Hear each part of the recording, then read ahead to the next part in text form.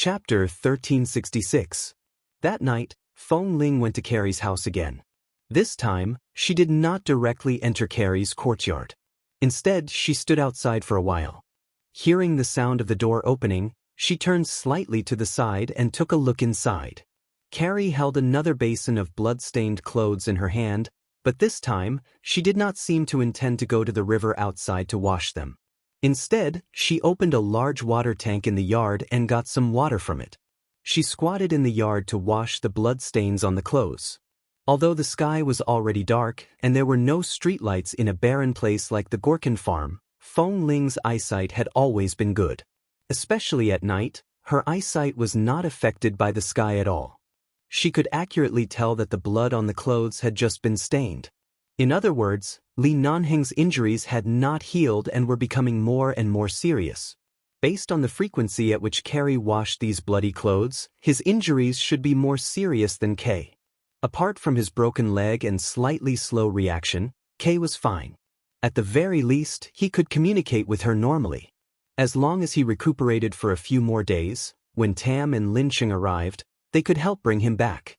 As for Li Nanheng, it seemed that the wounds on his body would often bleed. Feng Ling stood silently outside the yard and watched Carrie wash clothes. After watching for a long time, she gently pushed open the door and walked in. The door outside the yard suddenly opened with a creak. Carrie's hand paused in the water. She turned back to see that it was Feng Ling, who had come once during the day.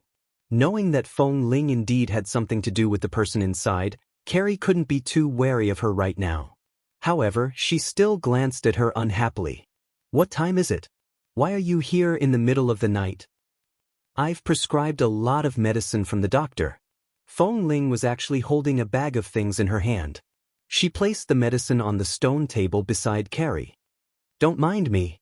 I didn't mean to underestimate your medical skills. I was just worried that you didn't have enough medicine here, so I asked the doctor for some." Carrie still didn't have a good expression on her face. She didn't even look at the medicine and lowered her head to continue washing the clothes. As she scrubbed with her hands, she said coldly, "You make it sound nice. You're afraid that there's a problem with my medicine, right? You're also very smart. You should know that I'm not lying. I can guess why he doesn't want to see me, but please let me go in to see him. At least let me know how badly he's injured. If it's really serious, he must immediately return to where he belongs and let him be treated as soon as possible. And if his eyes are really blind, he should go to a proper hospital for a proper examination and treatment as soon as possible." Feng Ling looked at her. "Miss Carrie, you're willing to save a life, which means that you're a very kind and warm-hearted person. I said I don't know you, but you still insist on sticking to me. He doesn't even want to see you, and you keep saying that you're his fiancé. Don't you feel ashamed?" When Carrie hid something in her heart, she didn't know how to hide it. She didn't want to continue the topic of whether that person wanted to see her or not. She just raised her eyes and looked at her. "I've already expressed it very clearly during the day.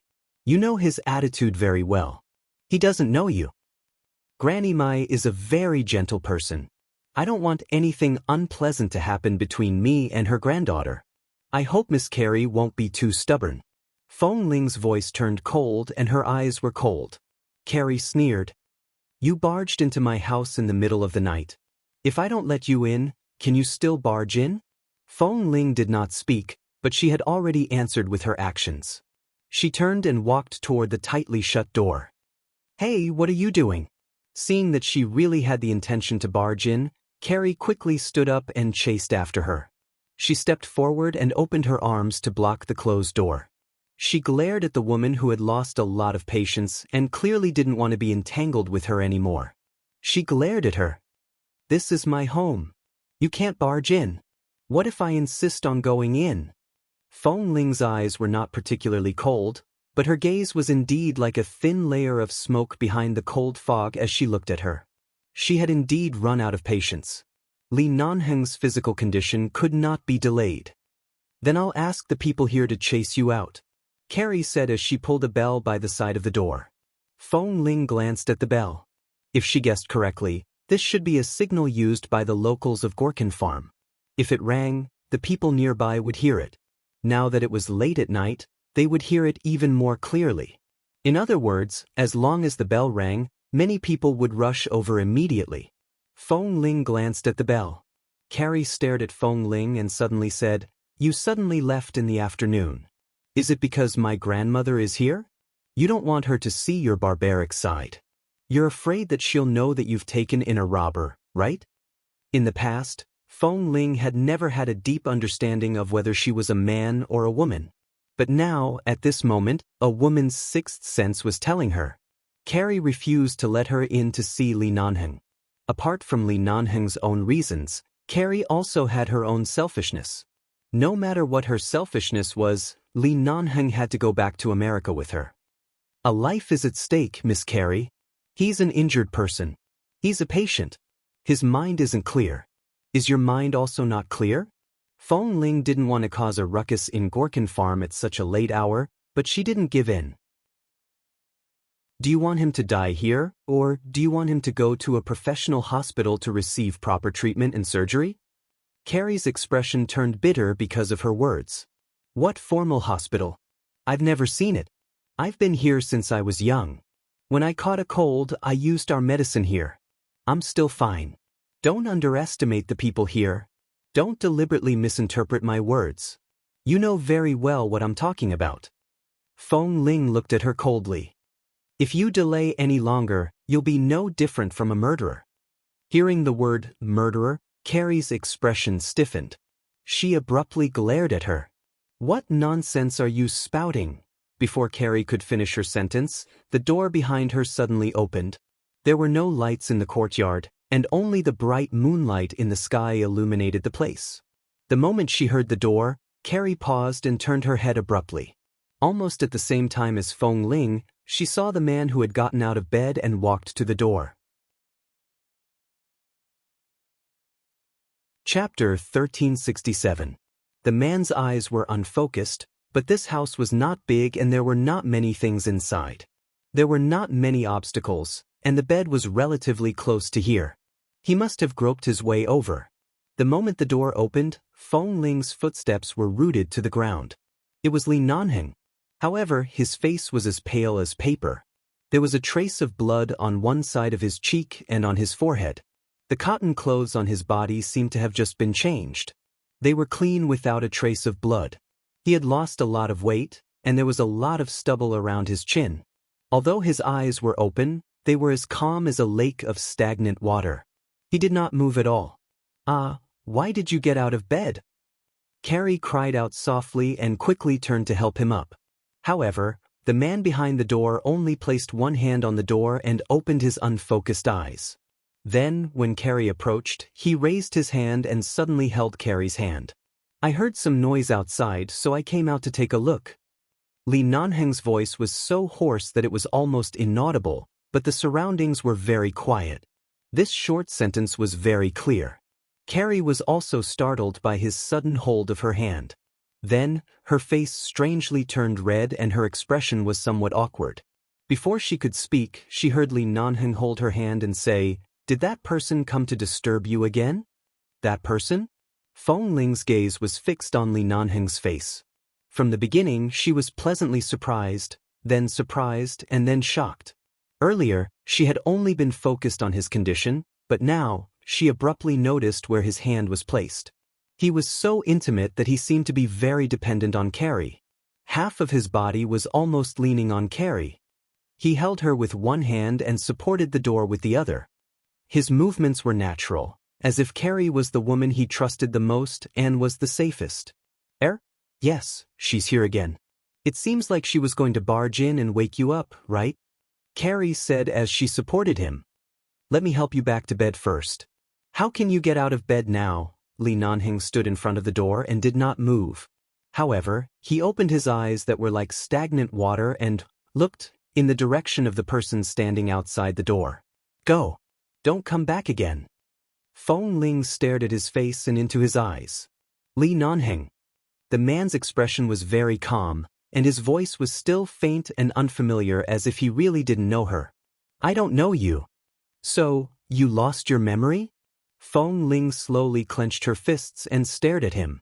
"Li Nanheng, you don't remember me, don't remember yourself, don't remember 11 base, and don't remember everything, right? The man stood motionless in front of the door and did not speak again. Alright, don't say any more. His body can't take it. Carrie felt that the weight of the man's body could no longer support him and was gradually turning toward her. She quickly supported him and turned to look at Feng Ling. This time, you've seen him. You've said what you need to say. If I say I don't know you, I don't know you. Is that enough? With that, Carrie supported him with one hand and quickly closed the door with the other. Feng Ling suddenly stepped forward and pressed her hand against the door, staring at the man who couldn't see her at all. Li Nanheng, I'm here to take you back to America. Must you do this? Are you done? A man doesn't even want to see you and doesn't know you, yet you're still so shamelessly pestering him. Isn't it too shameless? Carrie glared at her as she spoke. If you don't leave, I'm really going to call for help. Feng Ling stared expressionlessly at the man in front of her. She suddenly raised her hand and tugged the bell by the door down. Seeing that this woman had easily tugged the bell down, Carrie's expression was shocked. If it weren't for the fact that you saved him, you would have been knocked unconscious by me. Please shut up. Feng Ling turned her eyes and coldly glanced at Carrie again. She then retracted her gaze and pressed hard against the door.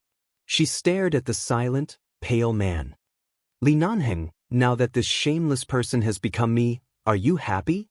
If you don't vent your hatred, come back with me now. After returning to America, you can do whatever you want. Don't waste your life here. However, the man's expression did not change. He only took a step back to avoid Feng Ling's aura. At the same time, he turned his pale face away and lowered his head to speak hoarsely in Carrie's ear, "Close the door." When Carrie heard his words, she felt that his weight on her body was becoming heavier and heavier. She was afraid that she really couldn't hold on any longer. She quickly pulled out the latch from the door and raised it to Feng Ling. "If you don't leave, I'm going to hit you." However, Feng Ling did not even look at her. "Let me tell you, I've been here since I was young. Not only have I learned medicine, but I've also learned martial arts from many people. Don't force me to really hit you. It won't look good if two women fight." As soon as Carrie finished speaking, she suddenly felt that her hand was strangely empty. The door latch had somehow fallen into Feng Ling's hand. At the same time, the door latch suddenly fell to the ground. The sturdiest wooden door latch in their place was instantly split in half. Carrie's expression trembled violently. She abruptly raised her head to look at Feng Ling. However, Feng Ling only looked at Li Nanheng coldly from beginning to end, as though the smooth movements earlier did not come from her. Carrie was so angry that her face turned pale. However, at this moment, Li Nanheng raised his hand. Even though he did not have much strength, he still placed his hand on the door. Then, expressionlessly, he closed the door bit by bit. When the door hit Feng Ling, he turned his gaze away as though he did not see it. He closed the door heavily and pushed her out. He did not use much strength, but Feng Ling was forced to stagger back a step. Her eyes were fixed on Li Nanheng, who had personally closed the door. Carrie was dumbfounded.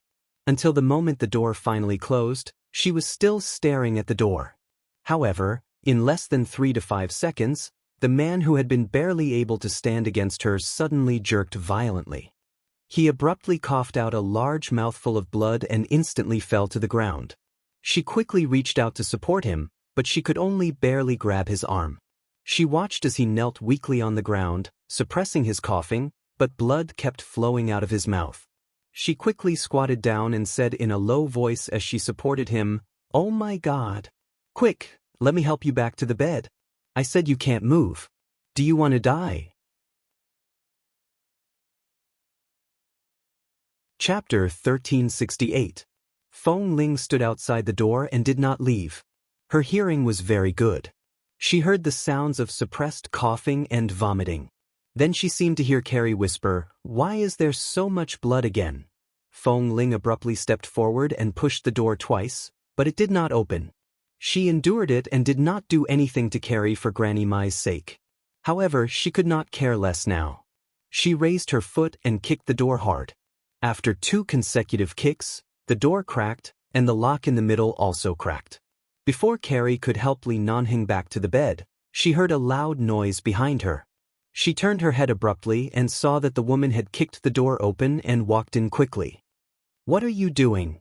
Before she could finish speaking, the man who was being supported by Carrie was carried away by her. Li Nanheng coughed unsteadily, and the clothes he had just changed into and his chest were covered in blood. His chin was covered in blood, and he could barely open his eyes. He was pulled over by Feng Ling, and his tall but thin body slammed into her. He paused. He could not open his eyes, but he seemed to know something. He struggled weakly. Feng Ling held him back and turned to look at Carrie. "Go call the doctor. Do you really want him to die here?" Carrie was stunned. Looking at Feng Ling's gaze, she felt that she was too strong and could not resist. Although she was very confident in her medical skills, looking at Li Nanheng's current state, she pursed her lips, turned around, and rushed out. Seeing that Carrie was finally willing to call the doctor, Feng Ling first looked at the environment in the room. It was very clean, but there were 2 large pools of blood on the ground from the door to here. Although the light in the room was not particularly bright, it was enough to see everything clearly. She helped Li Nanheng onto the bed and rushed to wipe the blood around his chin with a towel. The man slowly opened his eyes. He seemed to have difficulty breathing, and his eyes were still unfocused. He slowly raised his hand to push her hand away, but Feng Ling forcefully pressed him down. She pressed the towel firmly against his chin and said sternly, "Don't move." The man frowned imperceptibly, but he was so tired that he could not speak. He was also so uncomfortable that he could only keep swallowing the smell of blood that he wanted to vomit. He endured it, but it was not difficult to tell that he was really uncomfortable.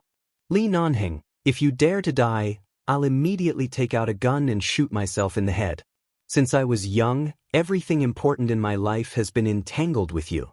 If you dare to abandon me, even if you go to hell, you can't shake me off." Feng Ling spoke as she pressed his shoulder hard and quickly wiped away the blood. She felt that although the man's hand only struggled for a moment, he did not move again. She didn't know if it was because he really did not have the strength or because of her words. But at the very least, he could not beat her now. It was difficult for him to even stand up. The arrogance he usually showed in front of her was gone. What could he use to fight with her? She wiped away the blood on his body and looked at the cotton clothes on his chest that were dyed red with blood. Feng Ling's heart had become especially calm after the torture of the past few days. Even if the man she had been searching for a long time was likely to die in front of her in the next second, she had to remain calm. Because why are you coughing blood? Are your internal organs injured? Where were you when the explosion occurred? Were you affected at the edge or were you shaken into the water at the center of the earthquake? Feng Ling asked as she tugged at his clothes. Li Nanheng was indeed powerless to resist. Even though he knew what she was doing, he could only raise his hand weakly and then place it weakly on his lap. As soon as the blood-stained clothes on his upper body were pulled open a little, she saw that the man's skin, which should have been smooth, clean, and strong, was covered with wounds of all sizes. There were not many burns, but many of them seemed to be caused by falling and scratching when he fell. There was a large bruise on his chest. She didn't know if it was because of external injuries, internal injuries, or chemical poisoning.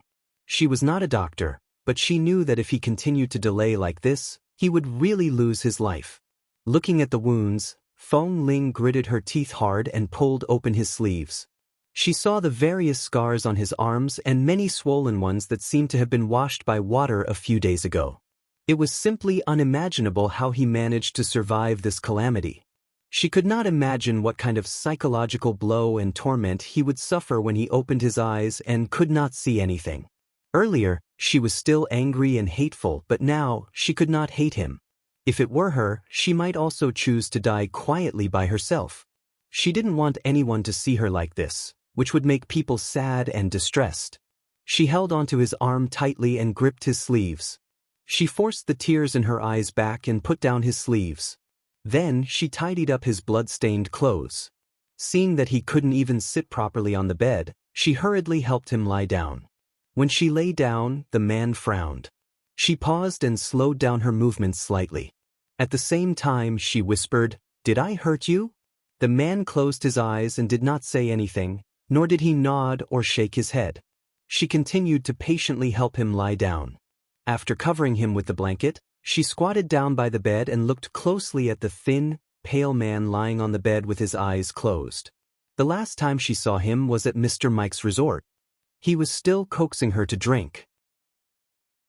He was still the same Lee Non-hung from before, so determined to get her. However, the current Lee Non-hung had lost so much weight in just a few days. He was so haggard and pale that she could hardly recognize him, especially in his attitude toward her. He used to be the man who could protect her domineeringly and patiently no matter how angry she was and how she ignored him. And at this moment, she had never seen him so haggard and weak. It was so rare for him to need her protection. This was different from the injuries he had suffered during a mission. He had even started to avoid her. Lee Non-hung, listen. Fong Ling squatted by the bed and looked at his face. She raised her hand and gently stroked the stubble around his chin. As a man, you have to keep your word. If I lose, you have to go back and marry me. Seeing that he did not speak and did not turn his head, Fong Ling could not tell if she was comforting or mocking him.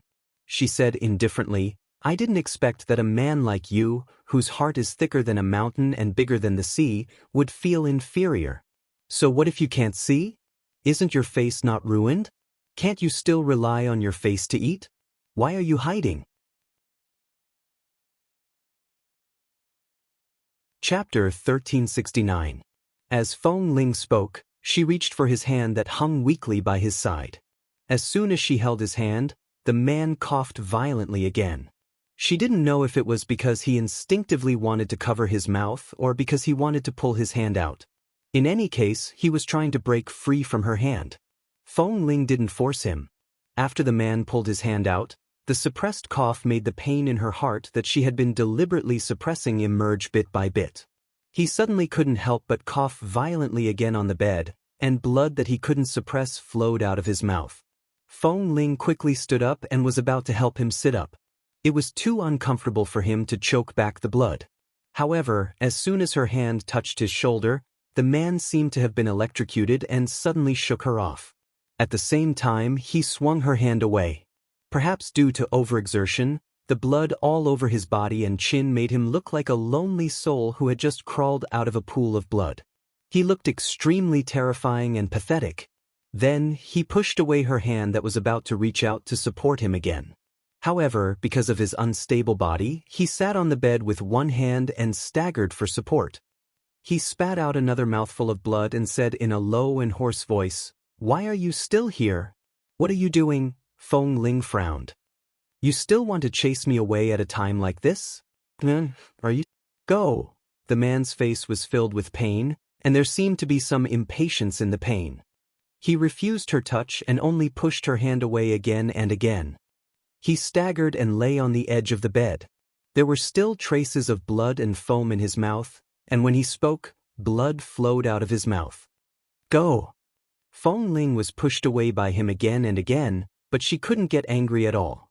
Seeing him like this, the pain in her heart spread bit by bit to her limbs. She quickly bent down to help him up. "Boss." This call of "boss" caused the man, who was trembling in pain and so weak that he could barely open his eyes, to frown imperceptibly. Fong Ling gripped his shoulder tightly and helped him sit up. "Don't push me. You can't leave someone by your side right now." Lee Non-hung didn't look at her. Seeing that in just a few days, he had become so thin and pale that even the blood vessels under his eyelids could be seen clearly, and his body was so cold that all the warmth was about to fade, she quickly pulled the quilt on the bed over him and held him firmly in her arms like how he used to protect her in the past, not giving him the slightest chance to break free. She pressed her face against his, and her voice was close to his bloody mouth as she said, "Don't chase me away. Let me accompany you. Don't chase me away again." Lee Non-hung clearly wanted to chase her away, but he didn't have the strength to do so. He only frowned and slowly turned his face away, not allowing her to use her fair and clean skin to rub against the blood on his mouth. 3 or 4 minutes later, the sound of hurried footsteps came from outside. It wasn't just one person's footsteps. Carrie had already called the doctor over. She rushed in and saw the man wrapped in the blanket tightly in Fong Ling's arms. There was blood by the side of his mouth and on the bed. Carrie immediately cried out softly, "Is he coughing up blood again? He clearly looked much better after waking up a few days ago. Why is he vomiting blood so badly these 2 days? Uncle Mona, quickly look at him. I clearly used the right medicine." The doctor, who was addressed as Uncle Mona, had gotten to know Fong Ling in the past few days. Seeing that the man's condition was indeed not good, he did not care about being polite and walked over. However, just as the doctor was checking Li Nanheng's injuries and was about to remove his clothes, Li Nanheng seemed to be half awake again. He suddenly raised his hand to block the doctor's hand. "Are you still conscious?" As Dr. Mona had known Granny Mai for many years, he knew some simple Chinese that sounded a little awkward. "Carrie said that your injuries are very serious, even more serious than those of the young man at my place. I need to check all the injuries on your body." Li Nanheng did not move. His hand continued to block Dr. Mona's hand. His expression was determined. He did not want to be undressed again. Carrie was extremely anxious from behind. "Uncle Mona is the doctor who taught me medicine. He's the best doctor in our Gorkin farm. Let him take a look." After a moment of silence, Li Nanheng said hoarsely, "Let her out." Because Fong Ling was hugging him tightly, she was the closest to him. Even if he didn't say her name, she immediately understood what he meant. He meant to let her out. Her expression darkened. At this moment, Dr. Mona also raised his eyes to look at her. "Miss Fong Ling, let me check his injuries first. It seems like he won't cooperate if you're here." Fong Ling's hand gripped the blanket by Li Nanheng's side tightly. At this moment, Carrie walked over and looked at her. She wanted to say something, but she was frightened by Fong Ling's cold aura. She only glanced at her from time to time, indicating for her to quickly cooperate and leave. Fong Ling had no choice but to move her hand away from Li Nanheng's body. After letting him go, she stood up from the bed and took a step back. She did not want to affect the doctor's examination of his injuries. She could stand further away. The doctor did not say anything else.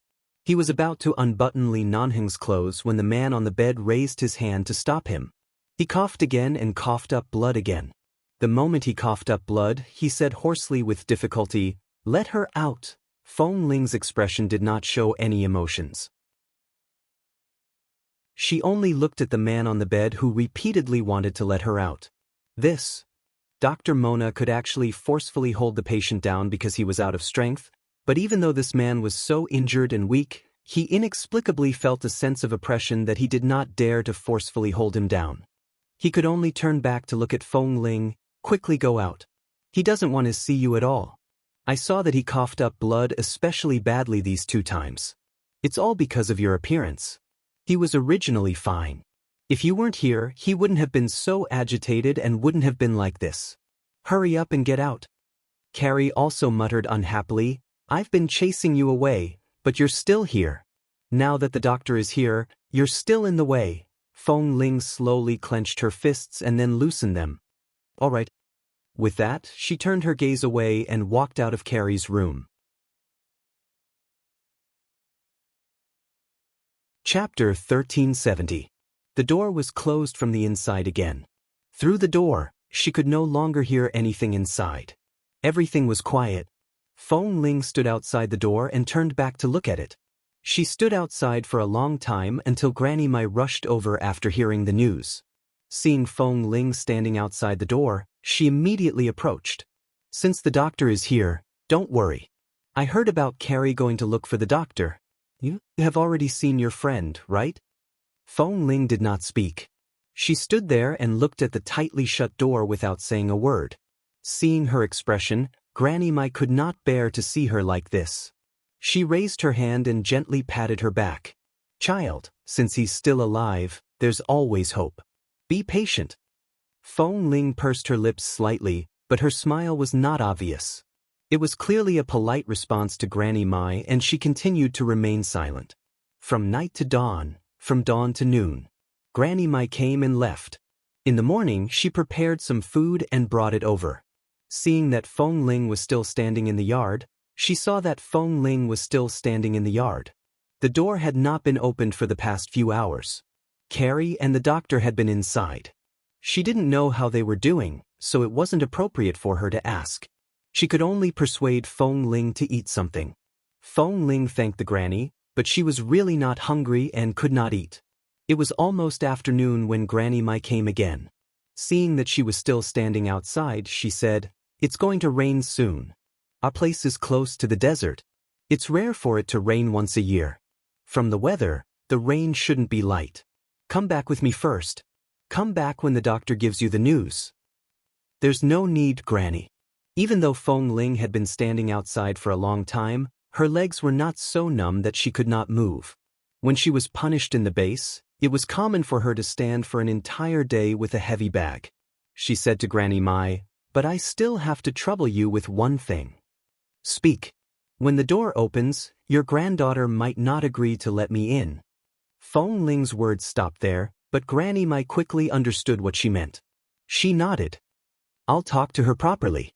Although she's a little impatient, she doesn't have any bad intentions. She'll definitely listen to me." "Thank you, Granny." The Gorkin farm was located at the edge of the desert, and all the water they usually ate and used depended on the river. It really didn't rain here all year round. If it rained twice a year, it would be a blessing from the heavens. This rain was indeed very heavy. According to Granny Mai, this was the heaviest rain she had seen in the decades since she came to Gorkin farm. Lightning flashed and thunder roared, pouring down in torrents. The sound of rain could be heard. Usually, when the people here saw rain, they would be happy as if they were celebrating a festival. However, although the sound of rain was clear outside, Carrie's small house was filled with the smell of medicine. The man on the bed had already been changed by the doctor inside and out, and the wounds on his body had also been reapplied with medicine. After being fed medicine, he had slept twice, and after waking up, he would fall asleep again in less than an hour. He was really exhausted, and the burden and exhaustion on his body and mind were too heavy. Dr. Mona stood by the medicinal stone table in the small house, patiently mixing medicine as he spoke in the local language. "It's raining outside?" Carrie made an sound. "It sounds like it's raining." Dr. Mona pondered for a moment and looked in the direction of the tightly shut door. "See if Miss Feng hasn't left yet. She was still outside this morning." Carrie had no choice but to turn to the door. She gently opened the door and looked out. She saw that Feng Ling was still standing in the courtyard. She had not moved a single step since last night. The rain was pouring, but she was still standing there, standing straight in the rain. Although this small town was barren, the ratio of men to women was still considered normal. There were quite a few women, but Carrie had never seen such a righteous woman who did not seem to be delicate at all. She was clearly a young girl.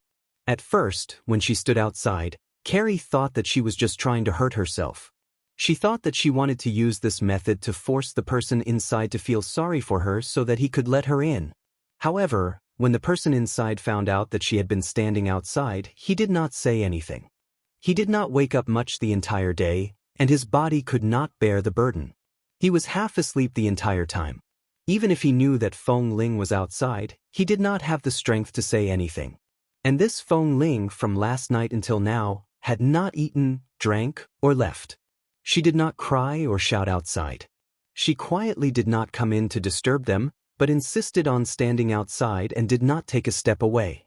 Even though it was raining heavily, she still stood there like a tree. She had never seen such a woman, but for some reason, Carrie could not hate her. After watching for a while, she gently closed the slightly open door and turned back to whisper to the doctor. She's still standing there, being drenched by the rain. At this moment, the eyelids of the man sleeping on the bed moved slightly, but he didn't move at all.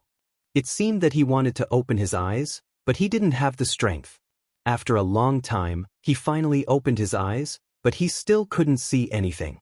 He could only hear the sound of rain, lightning, and thunder outside the window. It was as if the sky was leaking, and it was pouring down. Feng Ling stood outside. Although it was raining heavily, she did not feel cold. This place was always hot in the 30s all year round. It was rare for it to rain. Although it was cool, it was not cold. After being in the rain for so long, Feng Ling's mind was probably drenched by the rain. She was abnormally awake. She seemed to recall such a scene. When she returned to the Feng family, she was in the room for 2 days because of gastric bleeding and a high fever. Later, the servant said that Li Nanheng was outside. At that time, she did not want to see him, so he guarded her outside for a long time. He did not force her to come in to see her. He just stood there and guarded her. When she got out of bed and walked to the window, she saw him standing outside. Time went back and forth. She didn't expect that there would be such a day. Everything was reversed. He was inside, and she was outside. The man who had once wanted to embrace her into his world was now refusing to acknowledge her and see her. Now, she finally knew what Li Nanheng was thinking when he stood outside. He only wanted to accompany her. He did not need to obtain anything. He just wanted to accompany her. The rain dripped down her eyelashes and climbed onto her face. Feng Ling quietly placed her hand on her leg and looked at the house in front of her. Even when the sky turned dark again, the rain still did not stop. She walked in front of Feng Ling and said unhappily, "Go in. The rain is too heavy. Even if you don't feel cold, it's not good for your body to be soaked in the rain. Uncle Mona has too many patients recently. He doesn't want another one like you." Feng Ling didn't know what to say. She didn't say anything. Chapter 1371. However, Feng Ling did not move. She only glanced at Carrie and said lightly, "It's fine. It's fine as long as I can hear the sounds inside. If there's anything you need me to do, I'll go in immediately. I won't be here now." "What? It's not like Uncle Mona and I chased you out. Why are you throwing a tantrum?" Carrie glared at her unhappily. Feng Ling finally looked at Carrie's face. "Didn't you say that he would only be emotionally unstable when he saw me?" Carrie rolled her eyes. "He hasn't woken up yet. His body is too weak, and he's coughed up so much blood. It's probably still a long time before he's completely awake. Go in and hide from the rain. It won't be too late to come out when the rain stops and your clothes are dry." Feng Ling glanced at her again. Carrie's umbrella was already above her head. She said impatiently, "If you don't go in, I won't care." As soon as she finished speaking, Feng Ling had already moved forward. Carrie watched in surprise as she walked in. After entering the door, she quickly closed the umbrella and muttered in surprise, "You've been standing outside for so long and haven't moved at all. Don't you sway at all when you walk? Don't your legs hurt or ache?" "They're fine." Feng Ling did not explain. After entering the door, she immediately looked at the man who was still unconscious on the bed. She originally wanted to go over to take a look, but she realized that her clothes were wet. After being drenched in the rain, it was probably not good for him to go over with the cold air, so she decided not to go over. She walked to Dr. Mona and gave him a grateful look. Dr. Mona didn't say much and just smiled politely. After all, he had personally seen how Feng Ling treated Kay 2 days ago. He knew that she must have an inseparable relationship with these 2 injured people who had been washed into their town. Furthermore, this Miss Feng's character was not bad. The person she cared about was seriously injured and unconscious here. There was no need to torture her like this. Not long after, Carrie went to the inner room at the back of the small house and found a light yellow cotton dress. She handed it to Feng Ling without a good expression. "Well, your clothes are so wet and dripping. Don't wet the floor in my room. Go change your clothes." As she spoke, Carrie looked her up and down for a while. "This dress of mine was bought by a merchant in town who went to Jerusalem. I bought it because it looked good, but it was a size too big for me, so I only tried it on once and hung it in the cabinet without touching it again. You're taller than me, so these clothes should fit you. Go and change." Feng Ling knew that this Carrie was a little spoiled and unreasonable, but it was indeed as Granny Mai had said. She was just spoiled, but she didn't have any bad intentions. At this moment, looking at the clothes that were handed to her and then at the somewhat arrogant expression on Carrie's face, the cold ice in Feng Ling's eyes gradually melted. "Thank you." Carrie did not respond. Carrie did not respond. It was obvious that she had taken out her clothes for her to wear. It was only right for her to thank her. She turned her head and continued to accompany the doctor to dispense the medicine. Then, she pointed with her chin in the direction of the inner room where she had gone to get her clothes. Go over there to change. I sleep in there. By the way, don't touch my things. Come out after you're done changing. Feng Ling went in to change. She saw a clean towel by the bed and guessed that Carrie had placed it here. Granny Mai's granddaughter was actually quite a meticulous person. From the layout of the inner room, she was a girl who loved cleanliness. There were beds, cabinets, and all kinds of daily necessities. They were all in the style of Israelis. There were many flowers planted in the yard outside, and there were many vases by the bed.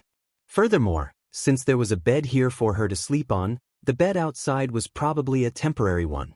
In the days that Li Nanheng was here, the two of them slept in two different rooms without disturbing each other.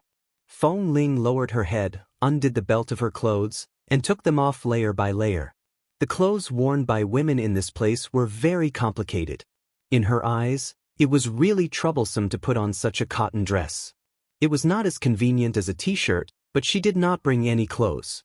Although it was not convenient to wear this cotton dress, it was good that it was very fitting. After changing her clothes, she picked up a towel and dried her hair. Then, she casually tied her hair into a bun and tied it behind her head with a rubber band.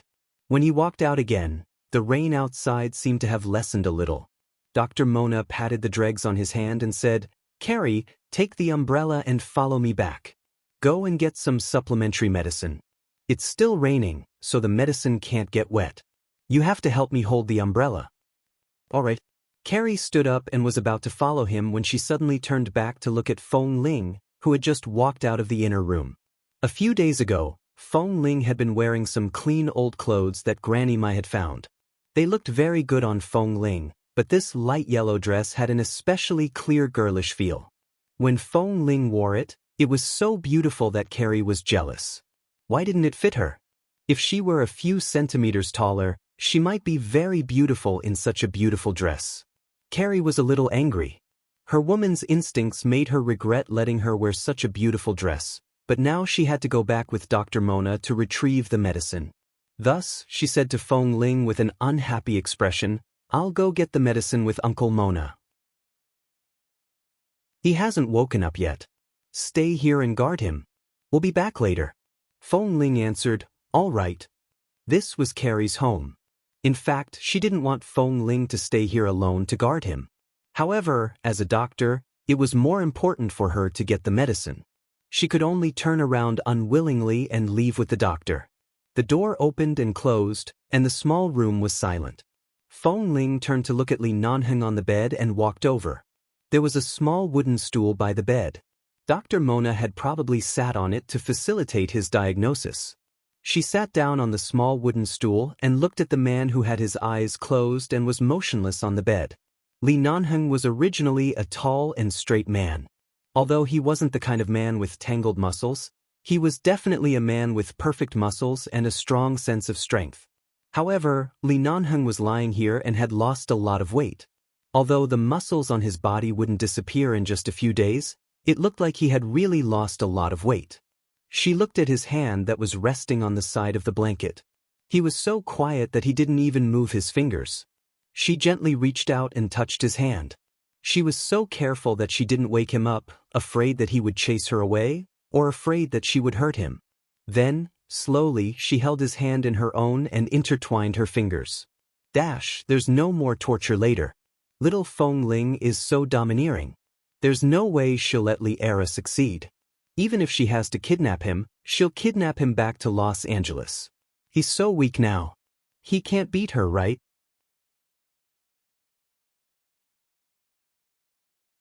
Chapter 1372. Perhaps because she hadn't slept well for the past 2 days, she held his hand and sat by the bed to look at him. She felt that his slightly cold palm was still warm, and she could feel the pulse on his wrist. Outside, there was the sound of rain, and the room was filled with the fragrance of medicine. Feng Ling sat on the small wooden stool and pressed her forehead against his hand to sleep. After sleeping for less than 10 minutes, there was a sudden clap of thunder in the sky.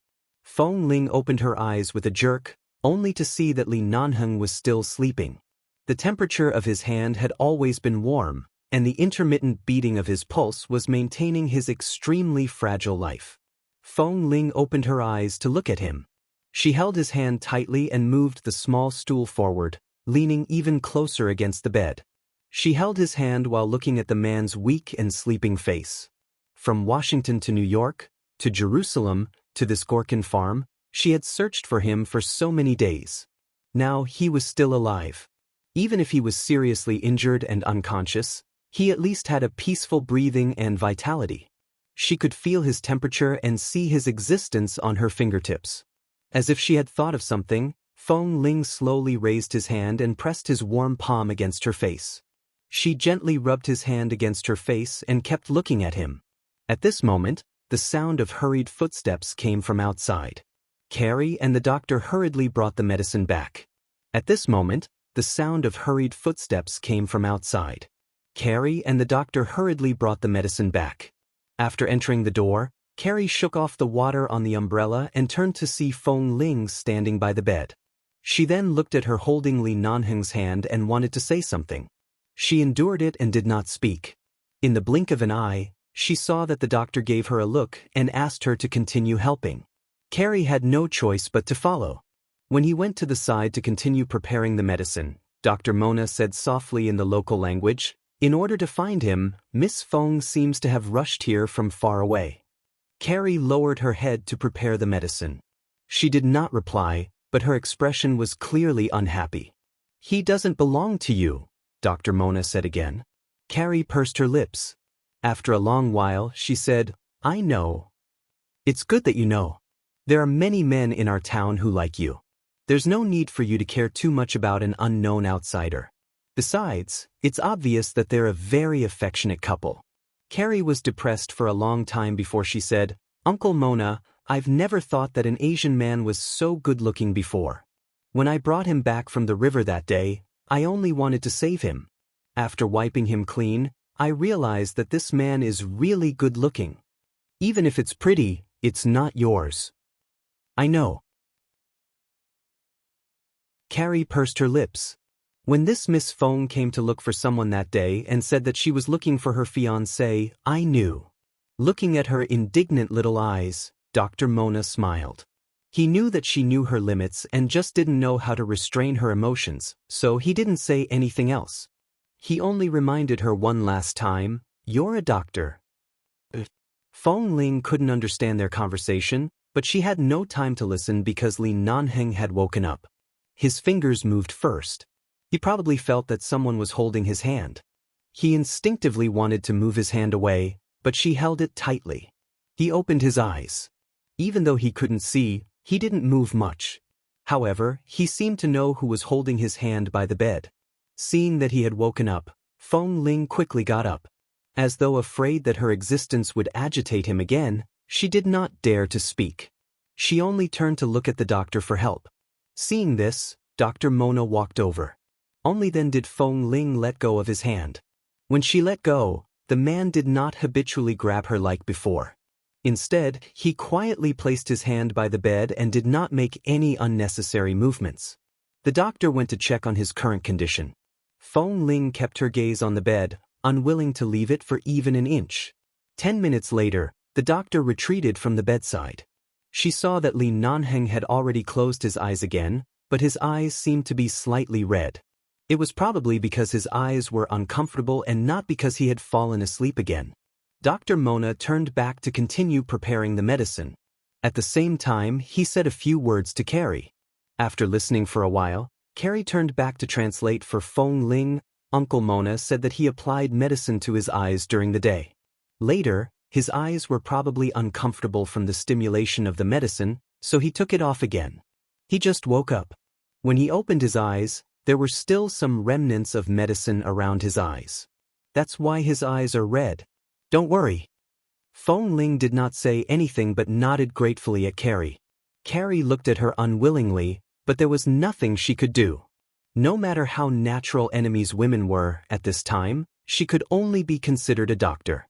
She had only saved a man. She couldn't really snatch a man from someone else. If that happened, her grandmother would probably beat her to death with her walking stick. After a while, the doctor handed Feng Ling a bowl of black and green medicine that he had just prepared. He wanted her to feed Li Nanheng the medicine. When Feng Ling took it, Carrie glared at the doctor unhappily. The doctor pretended not to see and gestured for Feng Ling to take good care of him. Feng Ling nodded and walked to the bedside with the bowl of medicine. Dr. Mona then gave Carrie a warning look like an elder. Carrie pouted, angrily picked up the umbrella, and turned to leave.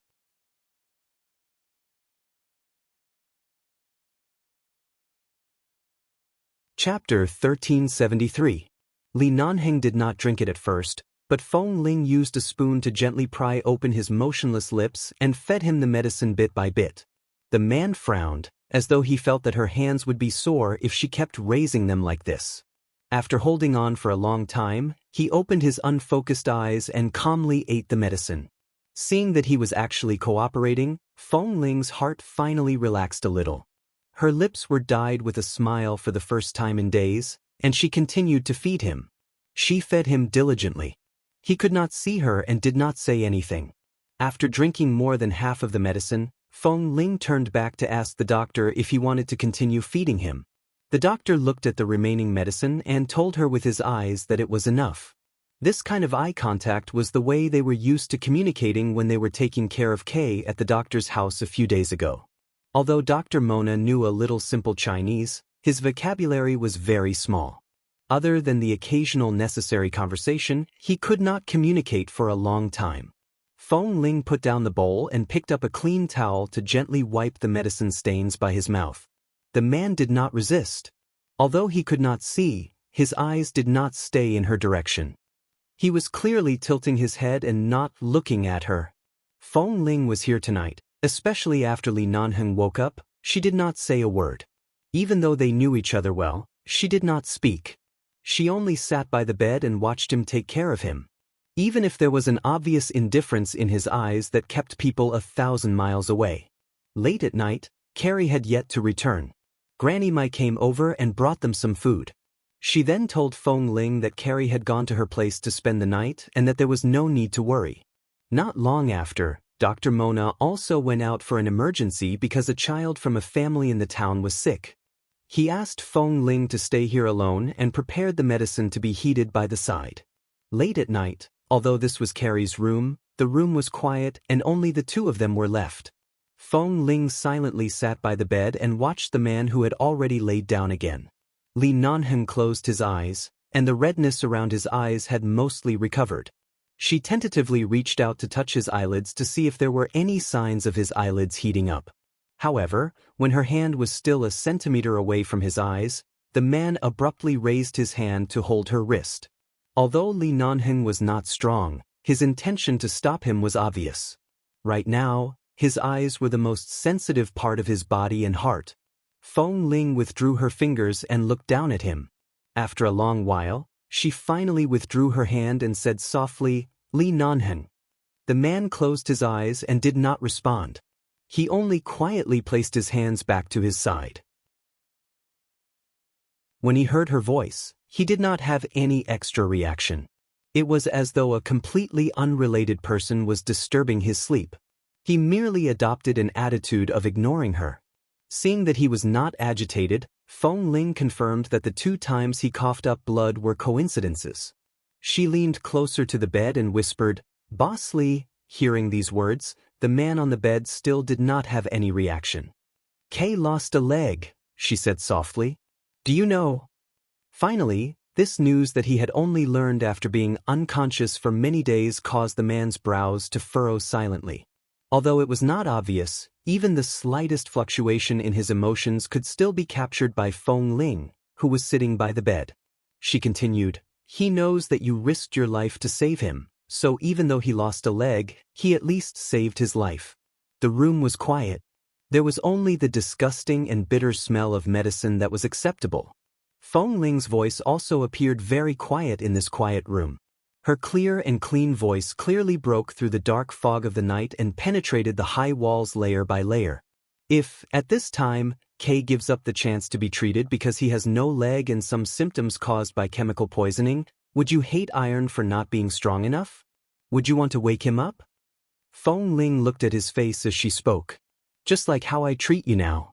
If you weren't so weak that you couldn't even stand up, Li Nanheng, I would slap you a few times first. Speaking up to hear, Feng Ling suddenly smiled self-deprecatingly and looked at the man who had closed his eyes without any reaction. Are you scolding me in your heart? I've never been very gentle to you, have I? I still remember what you said to me. Now, I can ask you the same question.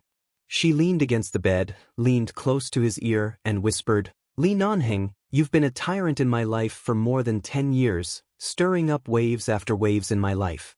Now you say you don't remember me, and you say you don't remember me? Do I agree?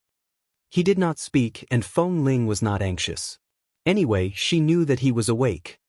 Speaking of which, the last time we met was in Washington. You should know how I was drunk step by step the night before. Feng Ling's voice was clear. But are you so eager to get rid of your relationship with me? Are you afraid that I'll settle the score with you? You deliberately got me drunk to trick me, didn't you? As Feng Ling spoke, she continued to whisper into his ear. Her breath gently brushed against his ear. You should know very well that I was already awake at that time. I remember everything that happened after I returned to the room from the hot spring. Do you want me to repeat what happened to you? Finally, on the bed, the man who had always been calm and unperturbed, slightly turned his pale face, obviously avoiding her breath. Feng Ling, who had always been passive and was always very contradictory and unreasonable when it came to matters between men and women, took the initiative to mention that night. Her voice was slow and gentle, and there was a different kind of ruthlessness in her seductive voice.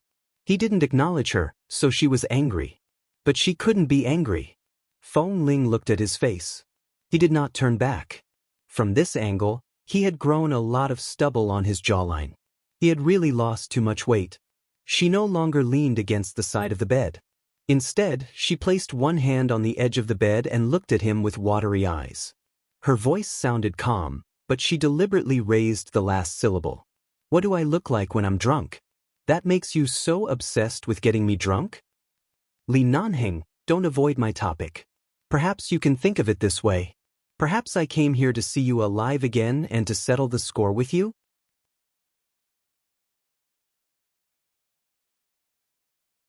Chapter 1374. The room was too quiet. If it weren't for the fact that Feng Ling had been chattering nonstop, the room would have been completely silent. However, Feng Ling, who usually didn't speak much, was like a chatterbox right now. She kept talking as though she was afraid that he would be gone in the next moment, afraid that he wouldn't be able to hear her, and as though she didn't want everything to be too quiet. If it was quiet, it wouldn't be real enough. She couldn't be sure that she was awake or that he was alive. So, what do I look like when I'm drunk? Do I talk to you a lot? That's why you know that I need that financing? That's why you know that the first thing I want to do is to get rid of TMing. So after that night, you helped me achieve it one by one? Did I tell you all of this at the time? What else? Do you like me when I'm drunk? Which side of me do you like? If you're not seriously injured and need someone to take care of you, I can drink 2 bottles of wine in front of you at any time. You can do whatever you want. She didn't know which part of her words had touched his sore spot, but the man's fingers that had been quietly placed by his side moved. Feng Ling looked at his hand and reached out to touch it. However, she saw that he retracted his fingers and clenched them into a fist. He did not intend to shake her hand. Feng Ling looked at his hand for a while but didn't touch it again. She looked at him and said generously, "Forget it. You're a patient. It's inevitable that you have a temper when you're in a bad mood. I won't argue with you." Late at night. Li Nanheng, do you want some water? Boss Li, will your back be sore from lying down? Li Nanheng, are you asleep? Li Nanheng, I suddenly thought of a particularly boring and serious question. These days, you've been coughing up blood every day and your clothes are covered in blood. You've been frequently changed to wipe your body. Was it that Carrie who wiped it for you? So, she saw you naked? Finally, the man who had been silent for the entire night frowned silently and said hoarsely, "She's a doctor." Hearing that he actually opened his mouth to explain, Feng Ling stood by the bed and looked at him without speaking for a while. The woman who had been talking the whole night suddenly quietened down. The atmosphere was so serious that it was a little strange. The man on the bed was silent for a moment before he opened his unfocused eyes and glanced at Feng Ling. Feng Ling looked into his eyes. Even though their eyes met, he couldn't see her. However, she still stared into his eyes and said, "All these years, you've really kept yourself clean. Other than Feng Mingzhu's wishful thinking, you've never given me any chance to be jealous. But now I'm really jealous." She was clearly saying that she was jealous, but there was a little bit of success in her tone. It was obvious that she was a little proud that she had finally forced him to speak. Li Nanheng's cold face returned to its expressionless and unresponsive state. He did not say a word. Coincidentally, Feng Ling's phone vibrated. She picked it up and saw that it was a message from Tam. They had already learned that Boss Li and Kay were here and were preparing to break through the border of Jerusalem at dawn. At the same time, they had already notified the Hall of 11 base. After reading the message, Feng Ling put down her phone and looked at the man on the bed. When the base received the news, they would definitely rush over immediately. Whether Li Nanheng was willing or not, even if they had to carry him, Feng, Han Jin, and the others would come and carry him onto the plane. However, in a place like Israel, wherever a helicopter passed by, it would cause quite a commotion and fear. She thought for a moment and sent them a message, telling them to be careful when they arrived and not scare the people of Gorkin Farm. The people here were frightened by the war, but they were kind and simple. After all, they had saved Li Nanheng and Kay's lives. Feng Ling hoped that they would come clean and leave clean. She didn't want to cause too much impact on the people here. In the morning, it rained for an entire night.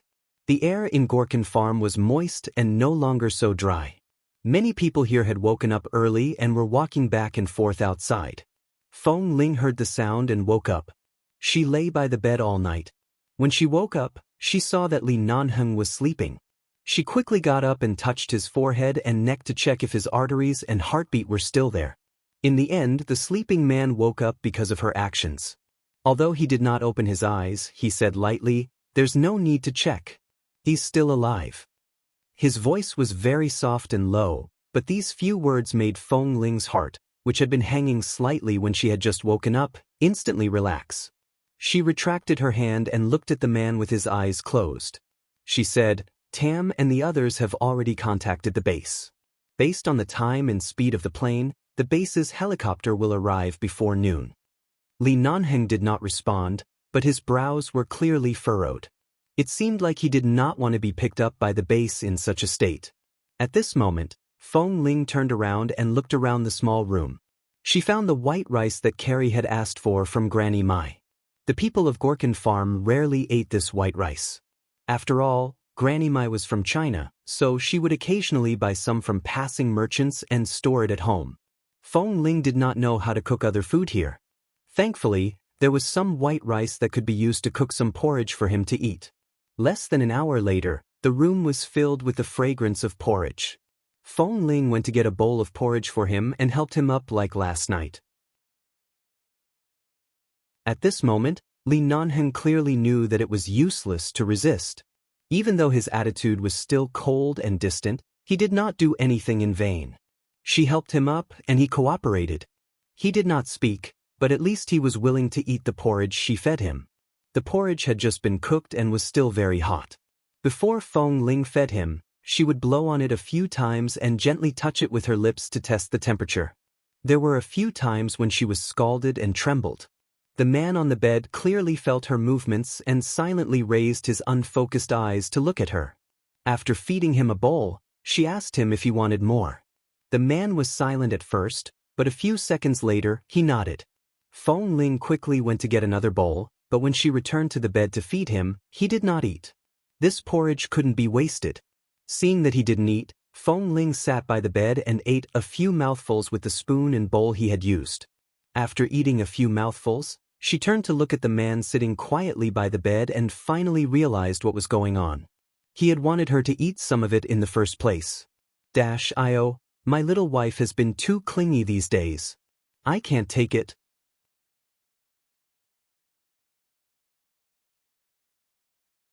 Chapter 1375. It was not noon. To be precise, it was 10 o'clock in the morning at Gorkin Farm. Two heavy helicopters flew through the clear sky after the rain and headed straight for Gorkin Farm. Because they had received Tam's reminder not to alarm the people here, the helicopters stopped in the open space near Gorkin Farm. However, it still attracted the surprise of many locals. Some people thought that the war had spread here again, and when they saw the helicopter, they ran home in fright. Tam and Lin Ching had already arrived by car. Feng and Han Jin brought a few elite members of the base out of the cabin door. When they saw Tam and Lin Ching, their expressions shifted between them. As members of the sniper team, they did not listen to the base's orders and violated the base's regulations. No matter what the reason was, no matter whether they had contributed or not, according to the base's standards, the two of them were now sinners of the base. However, no one treated them as sinners. Instead, they quickly walked forward and asked, "Boss, where are they now?" Feng Ling sent us the coordinates. They're inside. Tam and the others rushed in. However, because they had alarmed the locals of Gorkin Farm, many locals had already gone home to grab their weapons, wooden sticks, shovels, and all sorts of other things. Feng Ling had indeed reminded them in a text message, but Tam and the others had come in a hurry. Furthermore, Feng Ling had been taking care of Li Nanheng last night and had not taken the time to go to Granny Mai's place to ask her to help greet the people in the town. Li Nanheng slept again after taking the medicine in the morning. His stamina could not hold on for too long. Every time he woke up, he would continue to sleep for less than an hour. Thankfully, in the past 2 days, Dr. Mona had been here, and his coughing up blood had lessened a lot. Other than occasionally coughing up some blood foam, he had injured his internal organs. These were unavoidable, and it was good to see him improve in the past 2 days. There was a commotion outside, as though something big had happened. Feng Ling sat in the small room and did not move. When she heard the sound, she glanced out and was guessing if the people from the base and Tam had arrived. At this moment, Carrie ran back from outside. When she saw Feng Ling, her expression suddenly turned awkward. She hesitated for a moment before asking, "Is the helicopter outside looking for you?" Feng Ling stood up. She calculated the time and realized that it was indeed time to arrive. She didn't expect the man she saved to have such a powerful background. He even had a helicopter, and the people who came seemed to be well trained. They didn't have any intention of hurting or disrespecting the people here. They only said that they were looking for someone and mentioned Feng Ling, Li Nanheng, and Kei's names. The names of these 3 people had been circulating in the Gorkin Farm recently. After all, they were 3 outsiders. Everyone would often discuss them quietly. When they suddenly heard their names, they knew that they were indeed here to pick someone up. However, the Israelis had a natural fear of helicopters. Even though they knew the other party's intentions, they were still very vigilant. Many people guarded the entrance of Gorkin Farm and stared at those people. "Who are you people?" Seeing Feng Ling's calm expression, Carrie glanced at her and then at the man who was still sleeping on the bed. "Who is he?" "He is Li Nanheng." Feng Ling did not explain further. Seeing that Feng Ling didn't seem to want to reveal their identities, Carrie's eyes turned red. "So you're leaving now?" Although Feng Ling wanted to hurry up and ask them to send Li Nanheng back to America to find the best hospital for treatment, she glanced at Carrie and thought for a moment before saying, "Miss Carrie, I'm very grateful to you for saving my life. I'm also grateful to the people of Gorkin Farm for their tolerance of us. If you need anything, you can send it to me when we leave, or when we return, we'll send it to you according to your needs," or... Carrie stared at her in a daze for a long time. She didn't know what she was thinking. After a while, she waited for Dr. Mona to leave before saying, "The people living here don't want to be affected by the war, so they can only hide in this place. They don't dare to go anywhere, not even Jerusalem, so there's no way they can leave." Hearing her words, Feng Ling looked at her quietly, waiting for her to speak. "My grandfather has passed away, and my parents died in an attack on their way to Jerusalem to do business. I've been living with my grandmother on Gorkin Farm, but I know that my grandmother was in China when she was young. I've heard many stories about China since I was young. I think, while my grandmother can still walk, I'll accompany her to China for a walk. Is that okay?" The polite and indifferent expression in Feng Ling's eyes was gradually replaced by warmth. Yes. Really? Really? Then if you want to leave now, we can take you away from Israel and then send someone to send you safely to Granny Mai's hometown when she was young. At this moment, Granny Mai happened to walk in and suddenly heard Feng Ling's words. Her gaze fell on her and Carrie. She looked back and forth for a long time and seemed a little excited. What are you talking about? Carrie excitedly turned around to talk to her grandmother. The grandmother and granddaughter would occasionally communicate in Chinese and occasionally speak the local language out of habit. However, from her tone, it could be heard that Carrie was really happy. Granny Mai was also excited and in disbelief. Feng Ling thought that perhaps it was really difficult for people who lived in such a war-torn country to leave this land. Coincidentally, she felt that she owed Granny Mai and Carrie a favor. It was a good thing that she could give them the greatest satisfaction in this way. There would be no regrets for both of them. After Ah Feng and the others explained to the people of Gorkin Farm, they could finally enter. They tried their best not to barge in or disturb the people. First, they went to the doctor's place to find Kay. Before Kay could react, he was carried onto the plane by a group of brothers. After entering the plane, he was safely put down and laid down. Only then did he react. He was so excited that his eyes turned red. When they arrived at Carrie's residence, the courtyard door was open, and Li Nanheng had just woken up. However, when he woke up, he seemed to be too weak and did not know what was happening outside. Feng Ling heard the uniform footsteps in the courtyard and turned to open the door. Ah Feng and Han Jin had already led a group of elites from the base to stand in 2 rows in the courtyard. They were all looking in the direction of the door.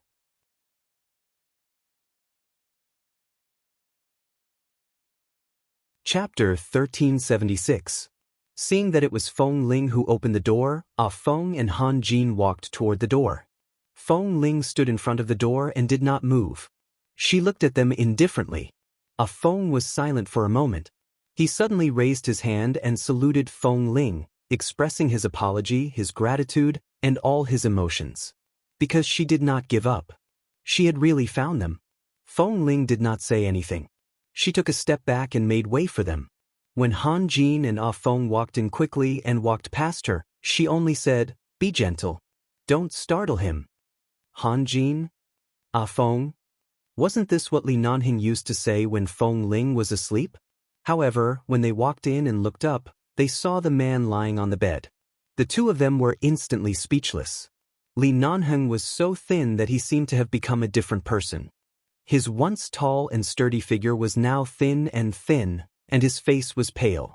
If it weren't for the fact that the man on the bed had guessed the current situation with a cold expression, if his expression could be gentler, he could be considered a handsome young man.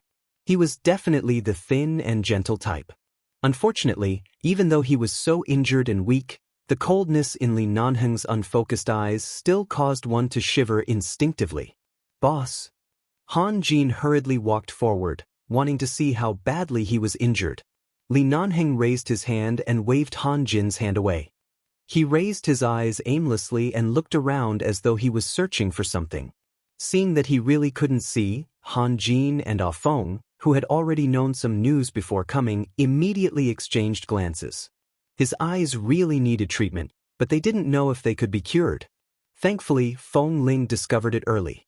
Otherwise, if he were to be delayed in this place for another 10 days to half a month or a year, Boss would really be crippled here. Ah Feng looked out and saw Granny Mai, Carrie, and many curious onlookers outside the yard. Because of Feng Ling's request, he could not be too rude to them. Regardless of whether their language was the same or not, it was not convenient to say too much here. "Help Boss onto the plane first. We'll talk later." Ah Feng gave the elites of the base a look as he spoke. When the elite members of the base quickly walked in, they all looked a little excited when they saw their boss, but they didn't dare to say anything and hurriedly went forward to help him up. After all, they were already here. Li Nanheng understood that no matter what he said or did, he couldn't get Feng Ling and the people of the base away, so he didn't speak. When he was carefully helped up by several people, seeing that Boss couldn't even stand steadily, Han Jin rushed forward. "Boss, slow down you guys." Boss has yet to recover from his injuries. Do you think he'll still be able to do as he pleases? Be gentle, Han Jin reminded him in a low voice as he helped him up. Li Nanheng didn't mind.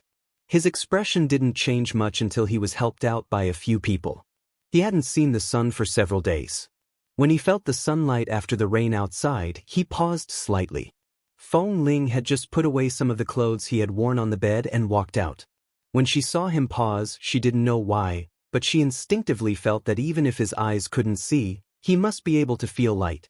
Or perhaps he could see a little bit of light. Before leaving, Li Nanheng followed Han Jin's hint and found where Carrie and Granny Mai were standing. Even though he didn't have much strength, he still slowly bowed in their direction to express his gratitude. Carrie's hands tightly gripped the cuffs of her cotton dress. This man was indeed very good-looking. Even though he was pale and haggard, when the sun shone on his face, she felt as though his entire body was covered in a layer of light. However, she knew very well that this kind of person didn't belong to the same world as her. Because of saving this man, she and her grandmother were sent out of Israel by these powerful people and could help her and her grandmother realize their dream of safely returning to China. This was really a pleasant surprise. After all, they saved your and Kay's lives. We definitely won't mistreat them. We'll make appropriate arrangements, Han Jin said. Li Nanheng nodded indifferently. Seeing that he couldn't hold on any longer, Feng gestured for them to send him onto the plane. This place was about a few hundred meters away from where the helicopter was parked. Fortunately, the elite team members were very fast and their hands were very steady. After helping Li Nanheng onto the plane, there was already a soft bed prepared in the cabin. They quickly helped him lie down. Feng Ling told Feng about Carrie and Granny Mai's situation. Feng asked someone to help the grandmother and granddaughter pack their things and bring them away now. If they wanted to leave, they had to leave now. If they were late, they could not guarantee the safety of anyone in this country. Less than an hour later, 2 heavy-duty helicopters took off above Gorkin Farm.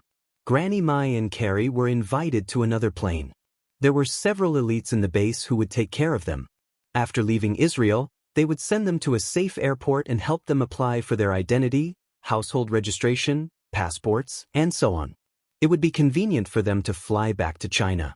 They would also leave them a large sum of money so that they could live a stable life after returning to China. In this plane, Kay was originally lying inside. When he heard that Boss had also boarded the plane, he was so anxious that he wanted to get up several times, but he was held down by Tam and Lin Cheng. They told him to rest first. After they returned, both of them would be admitted to the hospital for treatment. However, Kay still struggled to get up and looked at the front of the cabin. In the direction Han Jin and Feng's bodies were blocking, he still saw Li Nanheng, who had almost died from his serious injuries.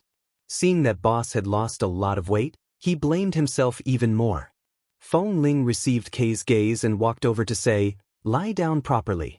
Why are you sitting up?" "I want to see Boss. We'll see when we go back. He needs to rest." From the looks of it, although Kay's leg was broken, at least his internal injuries were not as serious as Li Nanheng's.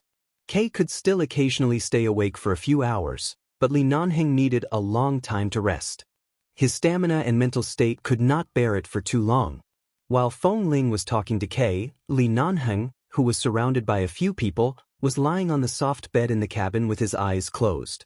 He frowned because of the questions from the people around him. Han Jin glared at the elite members until they stopped by the bed. He quickly reached out to help Li Nanheng change his clothes. Li Nanheng raised his hand to stop him and said in a low voice, "I'll change when we go back. There's no hurry."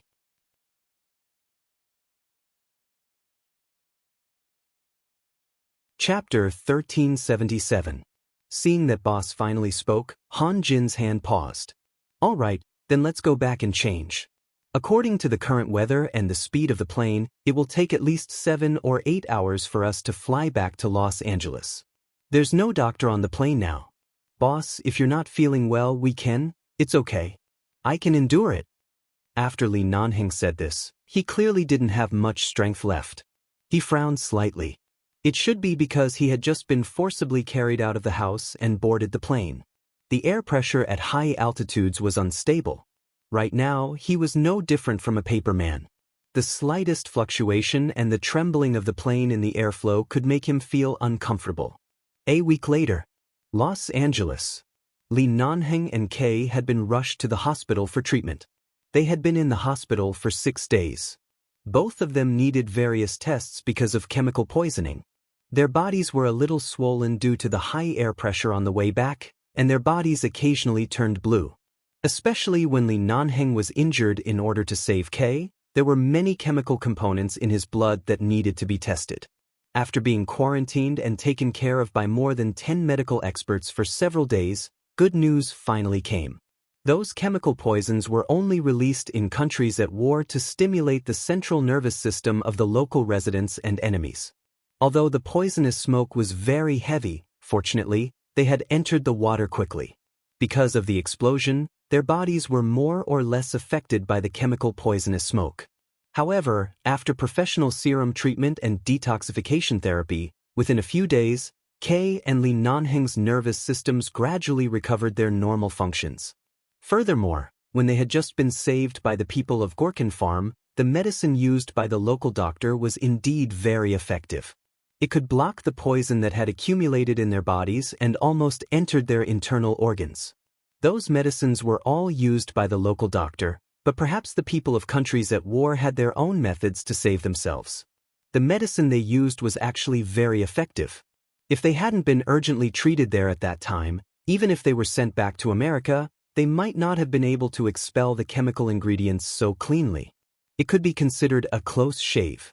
But it was an indisputable fact that Kay had lost a leg. Fortunately, Kay was the one who was saved by Boss. Now he was in a good mood. At most, he would get a prosthetic leg in the future. No matter what, he could live well. Only Lee Nanheng's eyes. The doctor said that there was only a 50% chance of recovering his vision.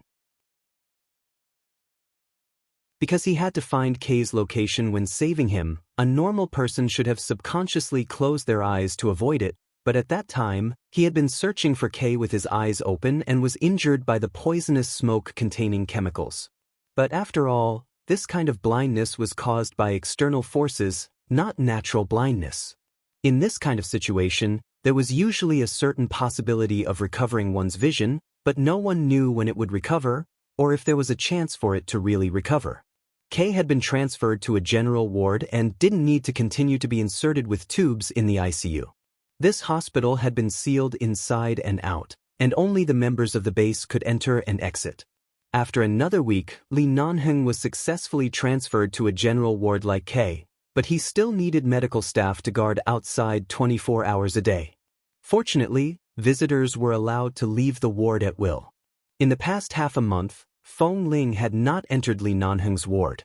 Previously, she only allowed one person to visit him for at most an hour a day. This visiting opportunity was also given to Ah Fong. After all, Ah Fong had to explain many things to Lee Nanheng.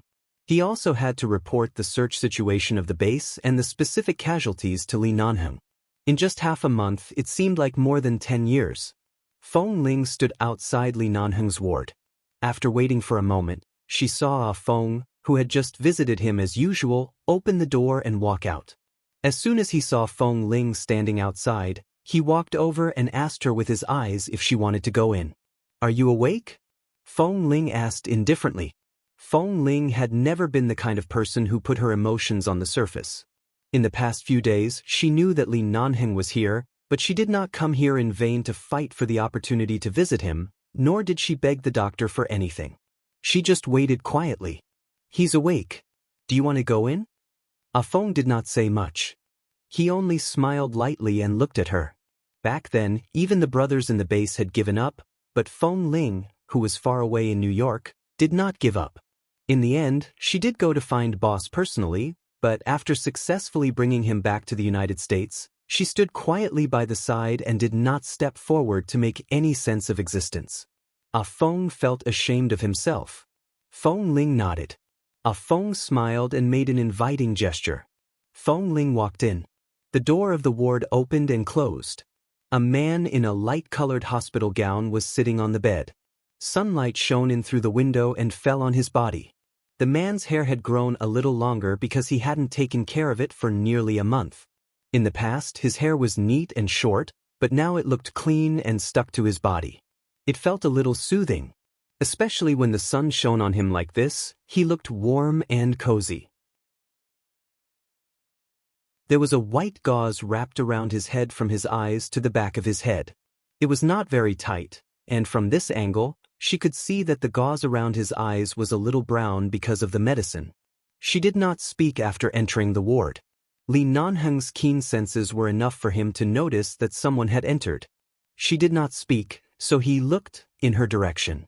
They looked at each other for nearly a minute. For so many days, Feng Ling had not tried to come in to see him, and Lee Nanheng had not asked about her. The woman who had taken the initiative to disappear from his side after sending him back to the United States entered the ward. Lee Nanheng seemed to want to use the sunlight in the ward to find some direction, but at this moment, he suddenly heard approaching footsteps. When he felt that someone was suddenly approaching, he raised his cold brows. Before he could speak, he suddenly felt a warm and soft touch on his lips. Lee Nanheng's eyebrows twitched at this moment. If his nervous system had recovered and his senses were not confused. Did Feng Ling kiss him as soon as she came in? It was not a kiss. She didn't move away. Instead, she gently sucked on his lips. Lee Nanheng's eyebrows twitched again. He subconsciously wanted to retreat, but the woman in front of him grabbed his collar and forced him to retreat. She deepened the kiss.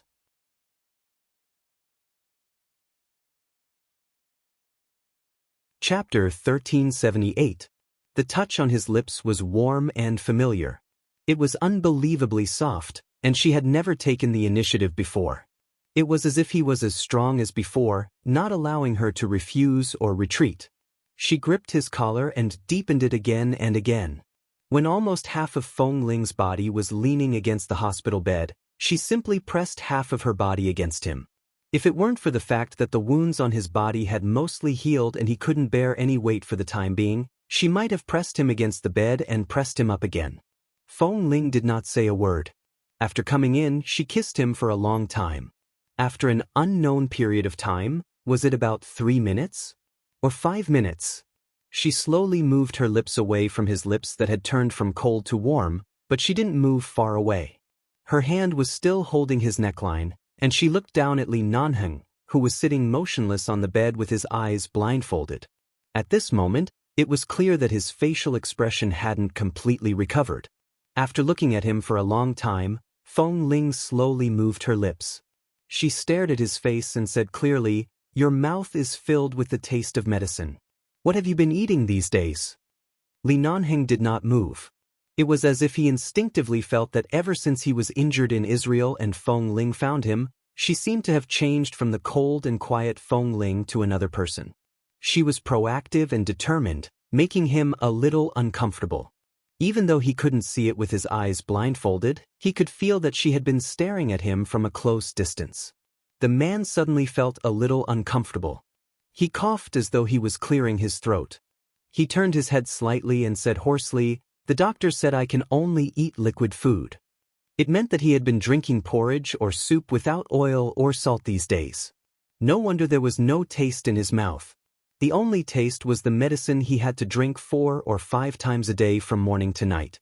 Lee Nanheng's body had been severely damaged by the chemical smoke explosion in Israel.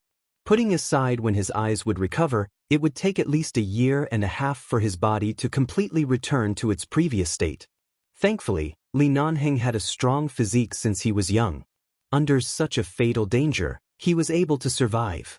After being brought back to the United States, he had been treated for so many days, washed his lungs and cleared his blood.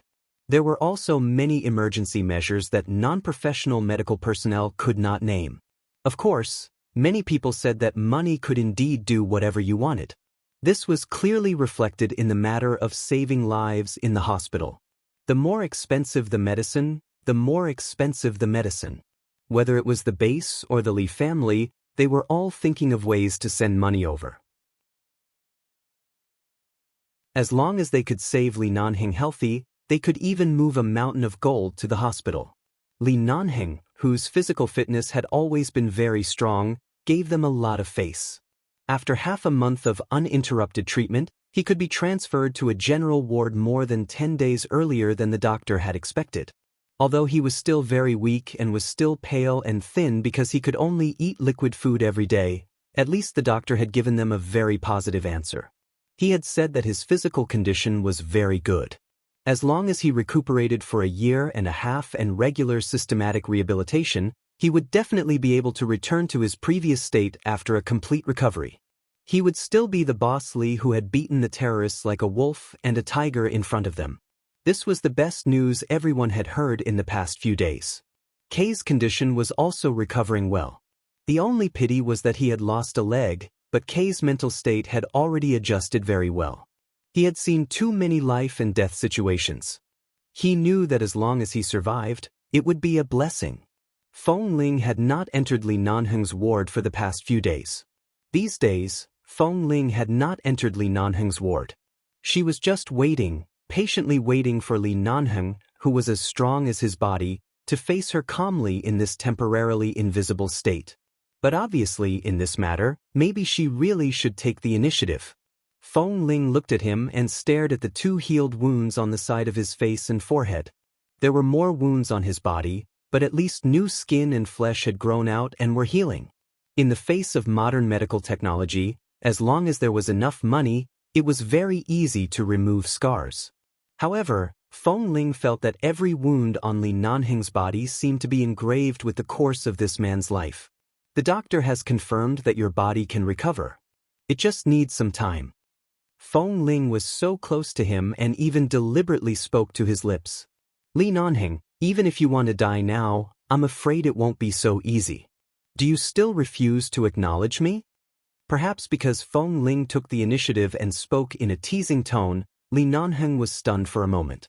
His eyes were covered with gauze, and she couldn't see the emotions in his eyes. She looked at his face and waited unhurriedly for him to speak again. If Li Nanheng could see now, he would see Feng Ling propping her hands on his hospital bed and leaning over to look at him sitting on the bed at a close distance. There seemed to be light in her eyes, with the passion and persistence that she used to have when she was drunk, and there was a faint expectation hidden under the surface of the persistence. This scene was like a female entrepreneur who, in order to get a man, did not hesitate to injure and lock him in a certain hospital, and then she came to force him to submit. Of course, the premise was that he could see. He couldn't see right now. He didn't know if Feng Ling was sitting or standing right now. He could only feel her eyes on him. Li Nanheng's movements were a little slow as he turned his face to her. It seemed that he wanted to make sure that she was in front of him and look at her through a layer of medical gauze. As if he had really seen her, Feng Ling faced him and slightly raised her beautiful eyebrows. Why didn't you take the initiative in the past? The man spoke. His expression was still expressionless, but his voice was no longer so heavy. The smile in Feng Ling's eyes finally rose. Coincidentally, he couldn't see it, so she didn't hide her smile. It's probably because the 2 of us are always a strong combination. Both of us have a hard bone and won't give in to each other. It's rare that you're so weak that you can't even beat a finger of mine. My overflowing sympathy and the deep affection you've forced into me over the years suddenly surged. I can't hold it back for a moment. The man's brows moved imperceptibly. He did not speak, but it was clear that he was very convinced by her words.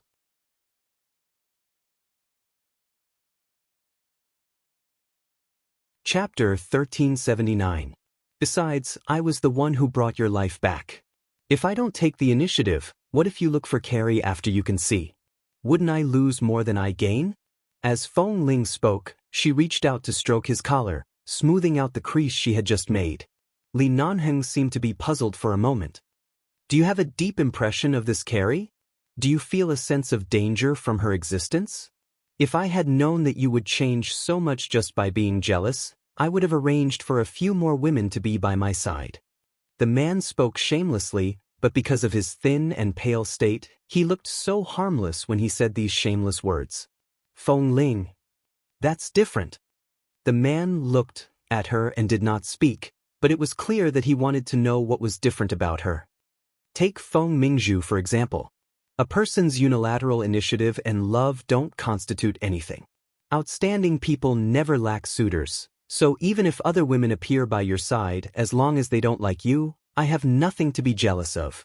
Feng Ling's voice was cold. But Carrie saved you. I have to admit that if she hadn't brought you back, would you have died there? And later on, she did blush at you. For a young girl to have such a state, it means that she is very superficial and has fallen in love with your appearance, who she has only known for a few days. Furthermore, she has seen you naked. Li Nanheng did not speak for a while. He seemed to be thinking carefully about this question. He was thinking about whether Carrie was really worth his consideration. Seeing that he was actually thinking seriously, Feng Ling's expression paused, and she stared at him. From what you said earlier, I can only conclude 3 points. First, I'm very outstanding. The man's voice was quiet, but he said something that would not make him blush at all. Second, even though I'm injured to this extent, my looks are still at their peak. Feng Ling. Thirdly, you're still brooding over the fact that I've been seen naked by another woman. Her expression was cold. If a man saw me naked, would you want to dig out his eyes? Li Nanheng smiled and did not answer her. Instead, he said, So, you've already helped me repay the favor I owed when I was saved at Gorkin Farm, haven't you? He seemed to have found a more comfortable sitting position on the bed and could only rest on the hospital bed every day. These days, Li Nanheng was used to this slow pace of life. Perhaps because he had just experienced a life-and-death disaster, his voice was much gentler and calmer. At least, although he was still very shameless just now, he was not particularly asking for a beating. First of all, you didn't gouge her eyes out. Secondly, you personally helped her and her grandmother arrange a trip back to China, including the funds. You helped them realize their dream of returning to a peaceful world from a war-torn land.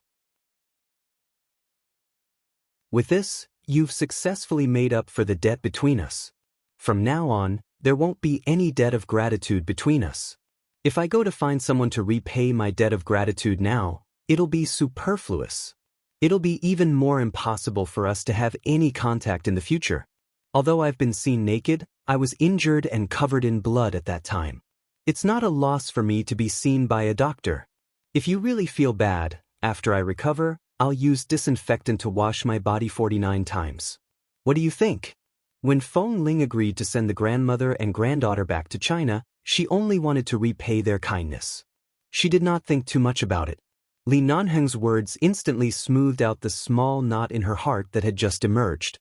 At this moment, Feng Ling's phone suddenly vibrated in her pocket.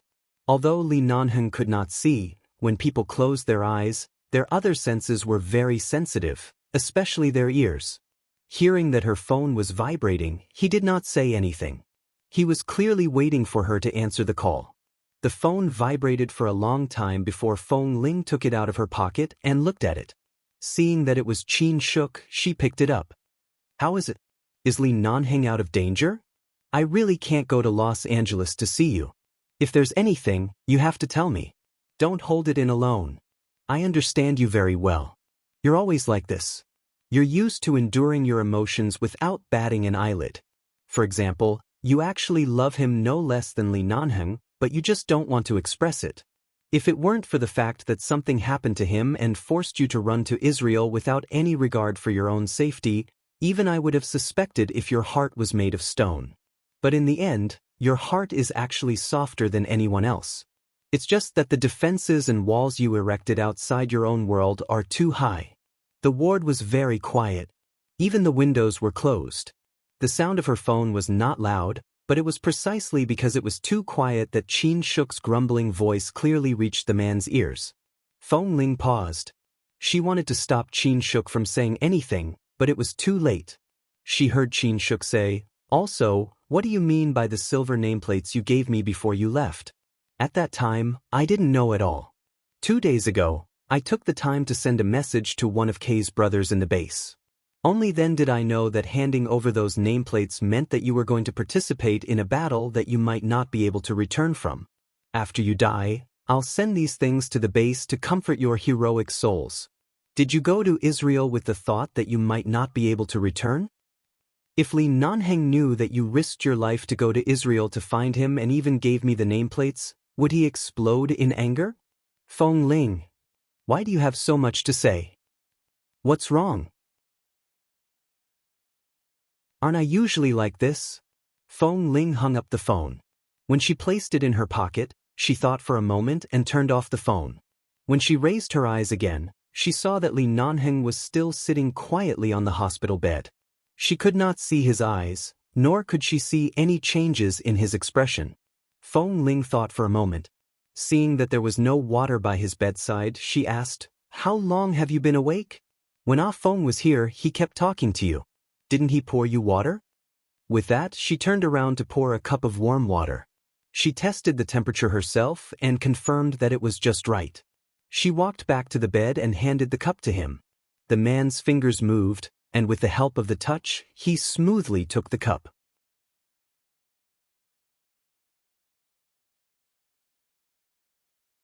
Chapter 1380. However, after he took the cup of water, he didn't drink it, nor did he do anything else. He just sat there with the cup of water in his hand. He didn't look at her, but instead said faintly and slowly, "You went to Israel with the intention of never returning?" As expected, he heard it. Feng Ling did not answer. She only reached out to push his hand that was holding the glass of water. "Drink some water." He did not move. He held the glass of water and said, "If you couldn't find me in Israel for so many days, what would you do?" Feng Ling was silent for a moment. "But I found you." "If you couldn't find me?" Li Nanheng's tone sounded very light. Perhaps because his body was too weak, he couldn't be too sonorous, but even his soft words seemed to be powerful in the quiet ward at this moment. "Come on, let's make a hypothetical question. If you still can't find it after such a long time, what will you do? Not return to America? Just keep searching like this? Even though you know how chaotic that place is, that there are wars everywhere, that it's barren, and that it might be hit by an airdrop bomb from the sky at any time, you still have to look for me with the thought of never returning?" As the man spoke, he placed the glass of water on the blanket covering his legs. He only held it with his hand and did not drink it. Feng Ling did not want to answer this hypothetical question, but she saw that he did not intend to easily ignore this topic. A place like Israel was indeed not a simple country. There were wars everywhere, and it was indeed a country where one step in and one would die. "If I can't find you, I'll keep searching," Feng Ling said sincerely. "I can search every inch of Jerusalem. I even dare to enter the ancient jungle. If I can't find you in 1 year, I'll search for 2 years. If I can't find you in 2 years, I'll search for 10 years. In short, the light in my life begins when someone walks into my world. I will always look in the direction of that light. Even if I have to search for my entire life, I won't give up." After speaking, she looked at Li Nanheng and instinctively felt that she had never said such sour words to him. She didn't know how he would react after hearing this. Would he be very touched? And then regretted that he had avoided her in Israel a few days ago? Or they would say that she was a simple-minded person, reprimanding her that she shouldn't have such a stubborn way of thinking, and that she should live a good life and so on. In short, she had already thought of what she was going to say next and had already prepared a draft in her mind. In the end, Li Nanheng only slowly picked up the glass, took a sip of the slightly cold water, and put it down. He said very calmly, "The doctor said that I should go home to rest after leaving the hospital. The Li family has already planned to send a car to pick me up in a few days and send 8 or 10 people to guard my bed. I will enjoy the treatment of having my clothes stretched out and food opened by my mouth." Feng Ling, ? Why did he suddenly change the topic? In the next sentence, Li Nanheng said lightly, "It's rare for you to be so affectionate to me, and you can't control your excitement and want to confess to me. I've decided not to return to the Li family. I'll be merciful and go to your place to recuperate. I'll let you enjoy the treatment of having me alone." Feng Ling, don't you still have an apartment in Los Angeles? Get someone to tidy it up and add some daily necessities. You can move in directly. The apartment space isn't small. I won't mind living there. Let's go there. Feng Ling gradually reacted from Li Nanheng's strange thoughts. Are you talking about the apartment you bought for me? Isn't your apartment above my apartment? What's the difference between this and you going back to your own home? There's indeed no difference. What's mine is yours, and what's yours is mine. The man took another sip of water and didn't mention it again as though this matter had been decided.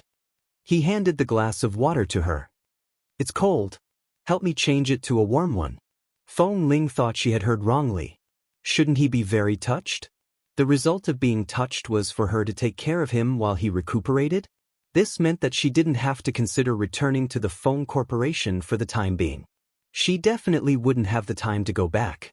She didn't have to consider the base or anyone else's matters. She just had to focus on accompanying him at home to recuperate. He was recuperating, and she was on vacation? Feng Ling did not move for a long time. Li Nanheng's brows twitched. Earlier, you said that it would be a year, 10 years, or even a lifetime. Now, you're not even willing to pour me another glass of water? Feng Ling silently walked forward to take the glass of water and glanced at Li Nanheng. All right, a leopard cannot change its spots. He was so injured that he needed a year and a half to recover. Even if he couldn't see, he was still Li Nanheng. The key was that he had clearly learned a new skill. He could display his shamelessness to the fullest and did not feel particularly out of place. After pouring another glass of warm water, Feng Ling stuffed the glass into his hand. She watched as he took the glass and drank the water. She watched as his Adam's apple moved as he drank the water. She suddenly remembered that night at Mr. Mike's resort in Washington. When she woke up in the middle of the night, she was on him. She remembered that she had bitten his throat. His position seemed to be particularly sensitive. For some reason, she suddenly noticed his Adam's apple. Perhaps it was because he had lost too much weight, and his originally beautiful and sexy Adam's apple was even more obvious than before. Feng Ling looked away and did not notice that her ears were a little red. Even though Li Nanheng was very active in the treatment, it would still take time for his eyes to recover, including his physical condition. Although his life was definitely saved, his internal organs were injured. In ancient times, internal injuries were internal injuries. Internal injuries were difficult to treat. It was not something that could be cured in a day or two. Everything depended on recuperation. Li Nanheng received absolutely high-standard treatment in the hospital for about a month before he could finally be discharged. The Li family did send a car over, but it was only to send various daily necessities on behalf of elderly. He didn't know how Li Nanheng communicated with the elders of the Li family, but they actually agreed to let him stay at Feng Ling's place alone. They handed over all the work of taking care of him to Feng Ling, who could cook but could not cook more than 3 dishes. Feng also found this unbelievable. Didn't the 4 elders think that Boss would be better taken care of if he returned to the Li family? After all, Boss sometimes even needed someone to help him go to the toilet. However, on the phone, Elder Li's reply to Feng was, "It's okay. As long as he doesn't starve to death." Feng. He put down the phone and silently watched the lucky Li Nanheng get into Feng Ling's car. It's almost the end of the month, right? It's time for the intelligent and beautiful Qing Qing to take off her disguise and start to beg for monthly votes.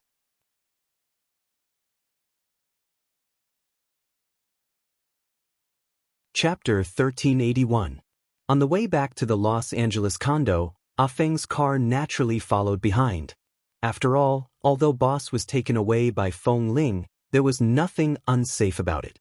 The two of them had been entangled for so many years, and Boss Li was personally brought back from Israel by Feng Ling. Nothing would happen to him. However, it was still necessary to see him return to the condo safely with his own eyes. Feng Ling thanked the driver arranged by Feng and drove the G-Series Hummer that Li Nanheng used to drive here. Normally speaking, it would be very strange for a woman with long hair to drive this kind of car. After all, this car was too big and had the rugged nature of a classic car that men loved. However, when Feng Ling drove it, it didn't feel so strange. It was probably because everyone knew how good Feng Ling's driving skills were. They also knew that although she looked like a little woman, she didn't lose to men at all. Especially now, Feng Ling often tied her hair into a ponytail, looking energetic and athletic. She was so young and beautiful that people couldn't take their eyes off her. She was no longer the tomboy she used to be, but the most gentle and beautiful scenery in front of these cars. A few black Hummers followed behind the G-Series Hummer and sped along the road in Los Angeles. Lee Non-hung was helped into the car. He sat in the back row. Although he was wearing clothes, his legs were covered with a soft blanket. The gauze wrapped around his eyes to the back of his head had been removed, but because he still needed to change the dressing every day, his eyes were still covered with medical gauze. Furthermore, the doctor said that his eyes needed to be treated because of the blood clot in his brain and the chemical smoke. Right now, his head couldn't be violently hit or touched. He needed to sit there quietly and couldn't show off even if he wanted to. Although he couldn't see, it didn't mean that he couldn't use his phone. He could still answer the phone and listen to the voice message. Fong Ling was focused on driving. At this moment, Lee Non-hung's phone on the back seat buzzed twice. The man moved his hand away from the stall slightly, groped for the position of the vibration, picked up the phone, and placed it by his ear. On the phone, Kay's voice came. "Hey boss, are you really going back with Fong Ling alone?" Lee Non-hung's expression remained unchanged. "But, is there a problem?" "It's not a problem."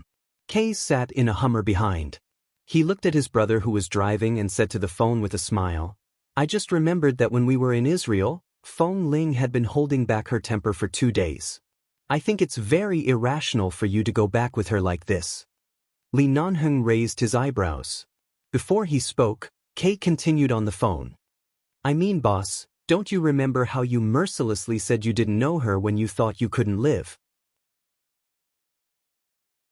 Aren't you afraid that she'll hold a grudge against you and settle the score with you when there's no one else around?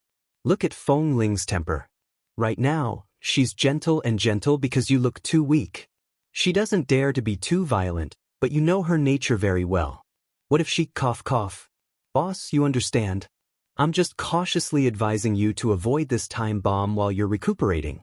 You can flirt with her as you please after you've recovered. Why do you have to risk your life that you've barely managed to get back? Don't you think so?" Just then, there seemed to be 2 cars colliding on the road in front of them. The collision shouldn't be serious, but the rear bumper of the car was smashed to the ground, causing a traffic jam on this normally normal road. Seeing that the road ahead was blocked, Fong Ling got out of the car to take a look. The moment Fong Ling opened the door and got out of the car, Lee Non-hung replied calmly, "The person you're talking about who mercilessly refused to acknowledge her, is it me?" Kay's words were suddenly choked in his throat. "How could I do such a stupid thing?" "You must have remembered wrongly," Lee Non-hung said indifferently and listened to the movements outside the car. At the same time, he listened to the movements outside the car. Fong Ling probably went down to take a look at the situation and then turned back. He said in a low voice, "Don't care about the reason.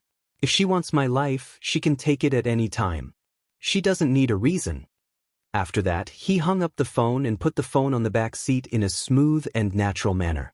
He continued to put his hands on the blanket on his lap, looking like he was going to sit there obediently and not move.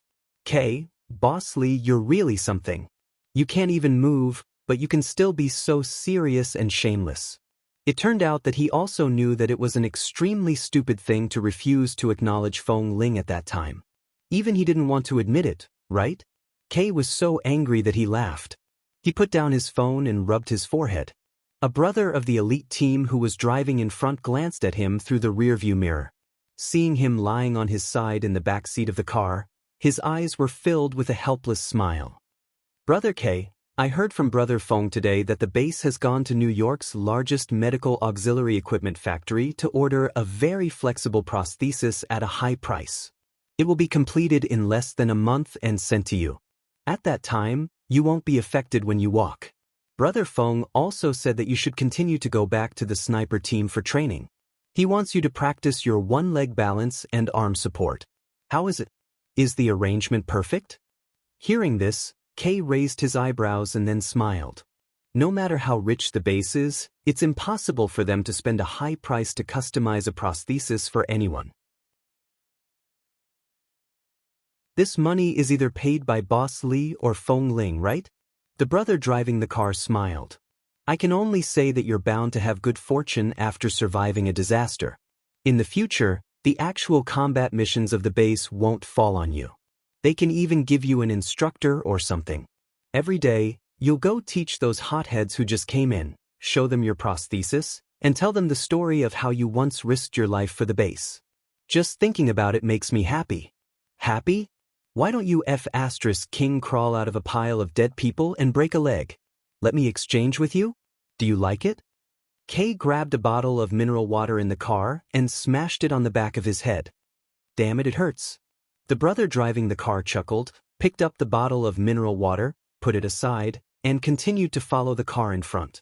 When Feng Ling returned to the car, she saw that Li Nanheng had hung up the phone. She didn't hear what he was saying earlier. Seeing that he was sitting there with a normal expression, she didn't know if he was closing his eyes to rest, so she didn't say much. She started the engine, turned the car around, and drove to the other fork in the road.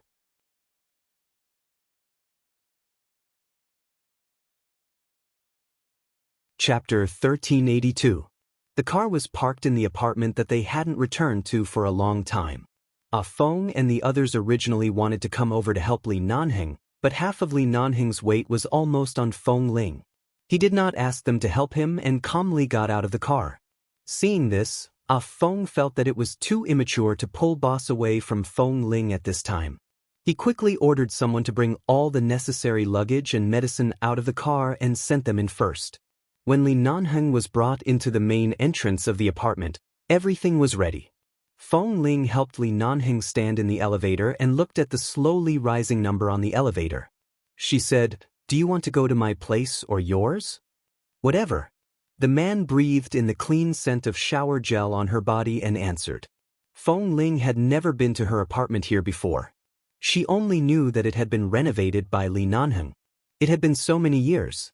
A while ago, she sent someone over to tidy up and fill in many necessary things. She then received a few photos of her apartment. It looked not bad. Although it was renovated a few years ago, after Li Nanheng's efforts, all the expensive light industrial materials and furniture were used. They were all in a light European style. The overall color was white, gray, and blue. It was very fresh and clean. It was different from his floor above. His floor was a very tough man living alone. Feng Ling pondered for a moment, chose to stop on the floor of her apartment, and helped him out of the elevator. Although her apartment was downstairs from his apartment was on the top floor. The two apartments on the top floor were completely connected. It was a few hundred square meters, and there was some distance to walk from one bedroom to the other. The next floor was a normal apartment. At least her apartment was half the size of his, so it was not a waste of time to walk back and forth. As for which room Feng Ling took him to, Li Nanheng had no doubt. He even felt that it was not bad to change places. After entering the apartment, Feng Ling had never been here. Although it was afternoon, the curtains were closed. She fumbled on the wall for a long time before she found the light switch. After turning on the light, she helped him in.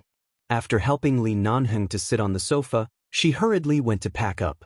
Listening to the rustling sounds of Feng Ling packing up her things, Li Nanheng sat calmly on the sofa, covered with his blanket, and turned his head to ask, "Are you very tired? I've just come back and it's already so tiring. Should I ask the Li family to send a car over?" No need. Feng Ling was bringing the medicine she brought back into the fridge. Li Nanheng's eyes needed to be iced with the medicine every night before he could sleep, so these things had to be placed in the fridge in advance. Li Nanheng didn't really intend to pick up the phone to call the Li family. He just sat on the sofa and listened to the rustling sounds. He heard Feng Ling walking back and forth in indoor slippers, but because she was unfamiliar with her own home, she couldn't find the bedroom and storage room, so she walked back and forth several times. He heard her sigh helplessly and then continue to busy herself. Li Nanheng slowly curved his lips. "Are you hungry?" Feng Ling had already begun to pack her and Li Nanheng's luggage. As she hung the clothes in the cabinet one by one, she asked the man sitting on the sofa in the living room outside, "I'm not hungry." "Then wait a little longer. I'll make something to eat after I pack up." As Feng Ling spoke, her hand would touch the cabinet door from time to time, making some knocking sounds. It was as though a kind of human activity kept flashing in his ears. Li Nanheng couldn't see it, so he just sat on the sofa and stared straight ahead, listening to those sounds. When Feng Ling finally finished packing, she rushed over to help him up. Do you want to go to the bathroom? I'll help you over. Li Nanheng had been sitting on the sofa for so long and was very obedient. Because of his obedient performance, Feng Ling instinctively felt that she could take him to the bathroom once. Although it was Han Jin and the others who helped him to the bathroom in the hospital a while ago, she basically didn't interfere much. However, as soon as she finished speaking, her voice was choked in her throat. Then she saw that Li Nanheng's facial expressions seemed to have changed. Upon closer inspection, his facial muscles seemed to be trembling slightly as though he was holding back his laughter. She pursed her lips and glared at him, but thinking that he couldn't see that she was glaring at him, she simply retracted her gaze and looked in the direction of the bathroom awkwardly. I mean, I'll help you to the bathroom and help you find the location of the bathroom and the toilet. This way you can go by yourself in the future. Speaking up to here, she added, when I called someone over to clean up this place, I specially told them not to leave any messy things on the ground. I even moved the coffee table here because I was afraid that you would bump into something or trip over something when walking back and forth. There's no carpet. It's very flat. You can walk back and forth like this a few times and you'll be familiar with the route. Okay. The man held back his laughter, but his chest still emitted a little laughter. All right, then there's a prison. Xiao Feng, help me go a few times first. Also, I can't find the location of the toilet. Can you help me hold it? Hearing this, Feng Ling was about to help him walk there when her ears suddenly turned hot. For some reason, she felt that he said help him hold it. This help meant, Li Nanheng, you have to understand your current situation. Your martial arts value is so poor that you can be suffocated to death with a pillow at any time. Are you sure you want to mess around in front of me? Feng Ling changed from supporting him to pulling him over. When they arrived at the bathroom door, she opened the door and gently pushed him from behind. Go in yourself. Walk 2 meters forward and then turn right. Walk another meter until you find a metal rod hanging a towel. In front of the metal rod is the toilet. Touch it yourself and you'll find it. After saying that, he directly closed the door of the bathroom. You just pushed me in like this. The belt on my pants hasn't been untied. Aren't you going to come in and help me? The door was closed, and the man's somewhat muffled voice came from the empty bathroom. Feng Ling's lips twitched and she glanced at the door behind her. It's not like it's tied into a dead knot. Can't you open it yourself? Then there was no movement from inside. After a while, there was the sound of someone standing in the bathroom. Feng Ling turned her head and left. When she heard the flushing sound, she waited for a while. She guessed that he had already put on his pants and then walked back to open the door. When she opened the door, she saw that Li Nanheng had accurately found the location of the sink and was leaning against the edge of the marble counter to wash his hands.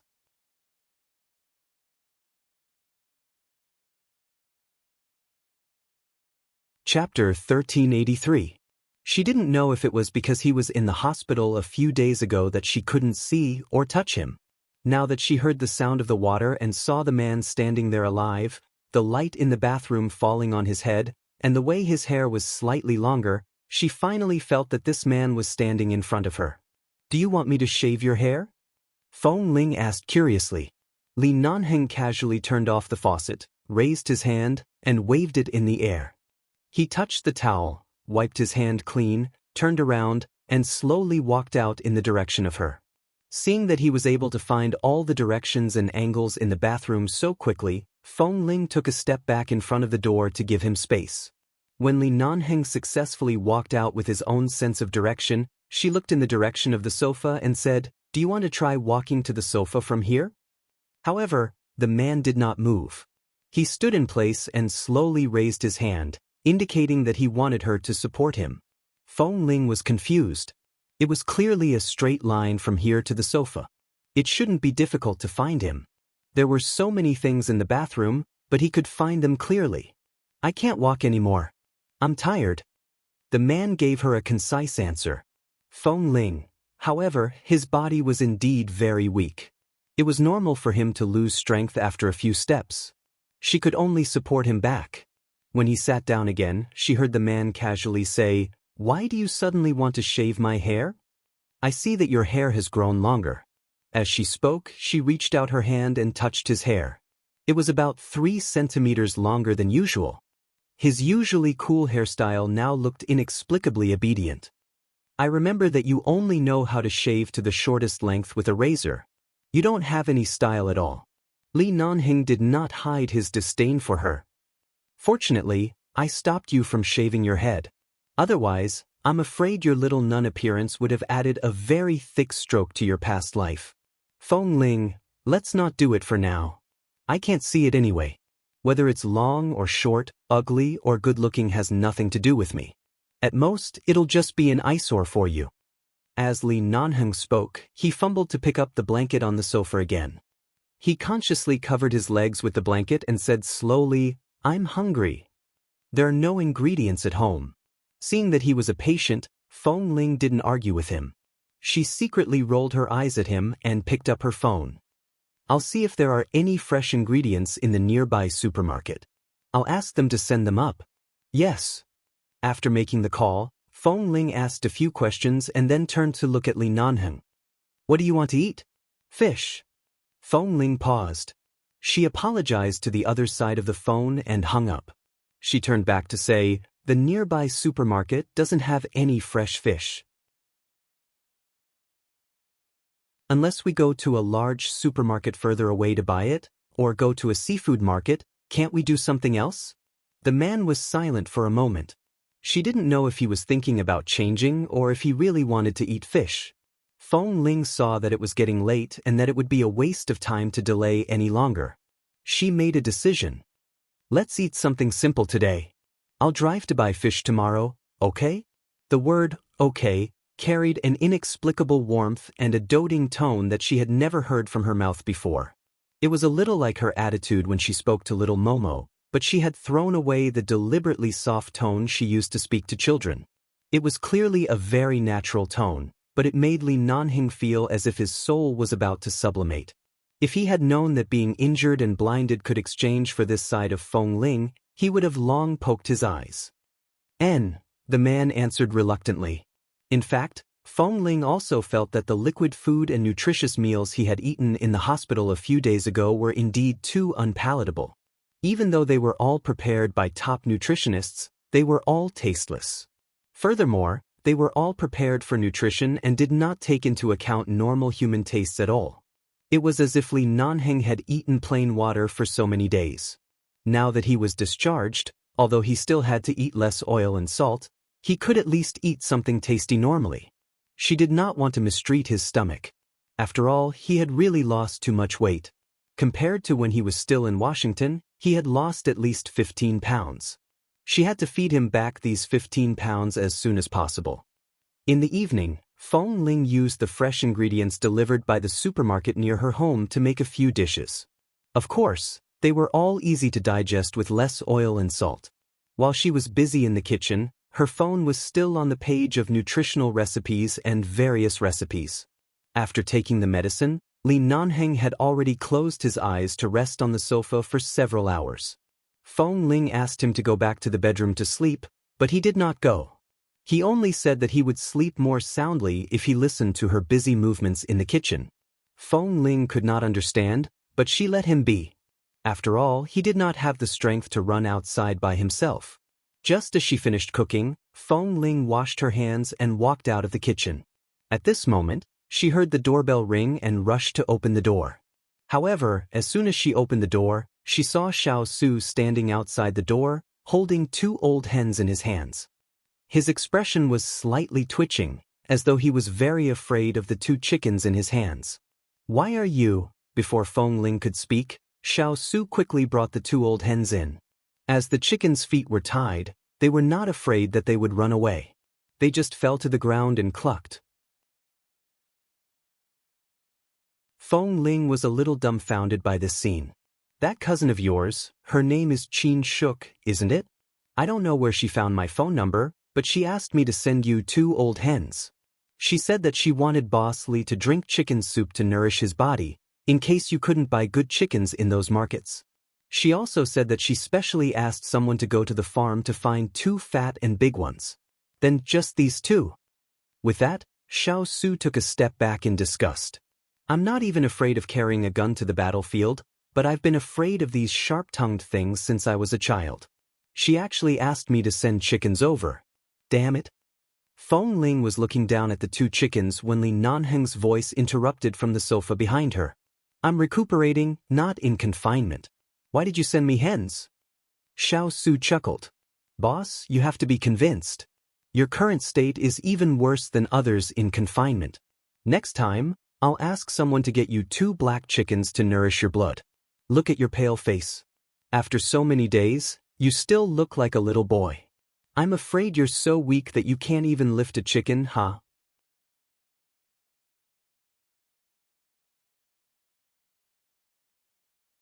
Chapter 1384. Before Xiao Su finished speaking, he suddenly hiccuped and glanced at Li Nanheng carefully. He saw that Boss Li didn't seem to be angry at all. On the contrary, he seemed to be very satisfied with this situation where he was very weak and needed to be taken care of by Feng Ling, and he didn't feel sad at all. TSK, he didn't even plan to choose whether to return to the Li family or come to Feng Ling's place. From the beginning, he had planned to be with Feng Ling. After all, for so many years, whether it was in the base or after they left the base, the two of them seemed to have very little time to be alone. They were always busy. As for the days when they lived in the jungle, Xiao Su certainly didn't know, but he could guess something. Do you know how to kill chickens? Xiao Su turned to look at Feng Ling and asked a key question. Feng Ling hesitated for a moment and answered, yes. Hearing this, Li Nanheng, who was about to ask Xiao Su to clean up the 2 chickens before leaving, choked on his words. He raised his eyebrows and symbolically looked in the direction of the door. Xiao Su also felt that it was impossible. He looked at Feng Ling seriously. Really? I've never seen you kill one before. I can even kill people, let alone kill chickens. Isn't it just cutting the neck? Feng Ling said indifferently and gave up some space in front of the door. Do you want to come in and sit? No, I won't come in. Xiao Su quickly took a step back and waved his hand in resistance. He didn't know if he was afraid of the 2 chickens on the ground or the Boss Li on the sofa who he had just said couldn't even beat a chicken, but he glanced at Feng Ling worriedly. Then remember to clean it up. Don't let the chicken soup be full of feathers. Feng Ling said coldly, why don't you stay and do it? Forget it. I really can't stand this kind of sharp-mouthed thing. I dare to kill a snake. I'm afraid of this kind of thing. Xiao Su waved his hand again. I'm leaving. Take good care of Boss and your body. Don't let our boss do whatever he wants. Feng Ling continued to glance at him coldly, wondering what else Li Nanheng could ask for except to cook and help him to go to the toilet. After all, how could a seriously injured patient act like a hooligan? She didn't say anything, and Xiao Su tactfully stopped talking. He wiped his nose and ran away as if there was oil under his feet. Feng Ling closed the door and bent down to pick up the 2 chickens. The 2 chickens probably knew that they were about to die. Their cackling became sharper and sharper. Feng Ling brought them into the kitchen. After that, Li Nanheng didn't hear any movement other than the roosters crowing. He was suspicious and was about to find the direction of the kitchen when he suddenly heard a few dang dang dang sounds and the roosters crowing disappeared. Feng Ling clapped her hands, washed them and walked out. Their eyes met. She looked at him. What are you doing? Li Nanheng. It was easy to imagine the scene where she knocked the 2 chickens unconscious with some unknown object. Li Nanheng suddenly smiled and sat back on the sofa with a sigh. As expected of the woman I taught. Feng Ling glanced at him. Boss Li, who personally taught me how to kill people with a gun, would you feel that my hands are stained with blood just because I knocked out 2 chickens? No. Li Nanheng chuckled. I'm just afraid that you're not decisive enough. If your hand is pecked by them again, my heart will ache. We're all ordinary people standing at the top of the food chain. No one is more noble than the other. It's just 2 chickens. After all, you still have to kill fish tomorrow. Feng Ling glanced at him. You still haven't forgotten your fish. Li Nanheng leaned back comfortably on the sofa. And I have chickens, fish, and a wife. I'm afraid this is the most perfect moment in my life. Feng Ling ignored his flattery and said, the food I just cooked is almost cold. Xiao Su didn't say to stay for dinner. If you don't eat, I'll eat by myself. Li Nanheng raised his hand on the sofa. I can't find the dining table. Feng Ling walked over to help him up. When the man was helped up, he seemed to be doing something. He turned his head and sniffed her neck. Feng Ling was provoked by his action and quickly dodged to the side. She looked at him strangely. What are you smelling? Smell to see if there's the smell of chicken blood. I haven't killed it yet. Today's meal is ready. Let's talk about it tomorrow or the day after tomorrow. Feng Ling helped him to the dining table and sat down. She picked up the cutlery and placed it in his hand. Then she stood by the dining table and watched his hands slowly fumble on the table. She asked, Do you need me to feed you? In the past few days in the hospital, Li Nanheng had been fed by others. Because he couldn't see, no matter what cutlery he used, it was indeed difficult to find the exact position of the bowl. However, now that he was discharged from the hospital, he really didn't want to be fed again, so he didn't answer immediately. Instead, he reached out and touched the edge of the bowls in front of him with the cutlery. Feng Ling probably saw through his intentions and didn't touch him anymore. Instead, she carefully pushed the bowls and plates to a place where his cutlery could easily reach. If there was a slight deviation, she would immediately push his cutlery to the middle and pick up the food in the middle. Li Nanheng tried to eat it himself and smiled. It tastes good. Your cooking skills are much better than when you roasted earthworms and cooked wild birds in the jungle. But haven't you been busy with the Feng Corporation's business for the past 2 years? You actually have the time to secretly practice cooking? I haven't practiced, and I really don't have the time. I don't know much now, but at least I can eat my fill. When he went to pick up the food, Feng Ling slowly moved the bowl in front of him. As she moved, she said, When I was in England and later in the Feng Corporation, I wasn't used to having someone take care of me. Qin Shuk didn't know how to cook, so I was used to making some food for myself occasionally. Perhaps I did make some progress, but it shouldn't be too obvious. Li Nanheng chuckled and reached out with the cutlery again. Then, he gently pressed the edge of the soup plate in front of him with the cutlery. All right, you don't have to keep moving with me. I can almost find it. At most, I'll just spill some soup and water and wipe it off. You just need to practice a few times. Sit down and eat with me. Feng Ling moved the bowls and plates very softly. She didn't expect him to hear it. She didn't say much but glanced at his precise movement of putting the cutlery in. Although it was still a little awkward with his adaptability, she estimated that in 2 or 3 days, he should really be able to eat like an ordinary person. I want to chat with more like-minded people about, young Master Mo, have you kissed enough? Talk about life, and find a confidant, W. For M.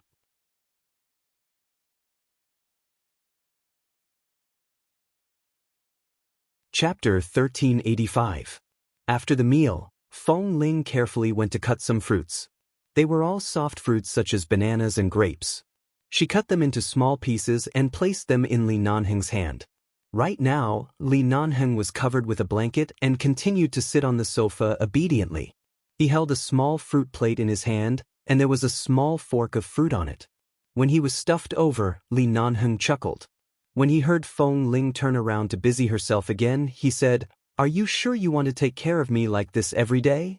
It's fine for 1 or 2 days, but I don't know how long it will take. I think it's better to hire an auntie to help you. The kind that works at a fixed time every day. Feng Ling did not answer. She had already gone to the bathroom to do something else. After she was done, she came out and seemed to have found the time to answer him. There's no need for the time being. With the amount of medicine you take every day and the rehabilitation exercises you need to do every day, I think you'll recover in less than half a year. Your physical strength has already recovered a lot. The rest is just the functions of your body. It's not like you can't get out of bed. There's no need to hire an auntie. Li Nanheng looked for her voice and turned his head slightly. What are you doing? Eat some fruit first. Although I've already hired someone to clean up the house, I'm afraid it's still not clean. After all, everyone knows that you're a clean freak, Feng Ling said calmly.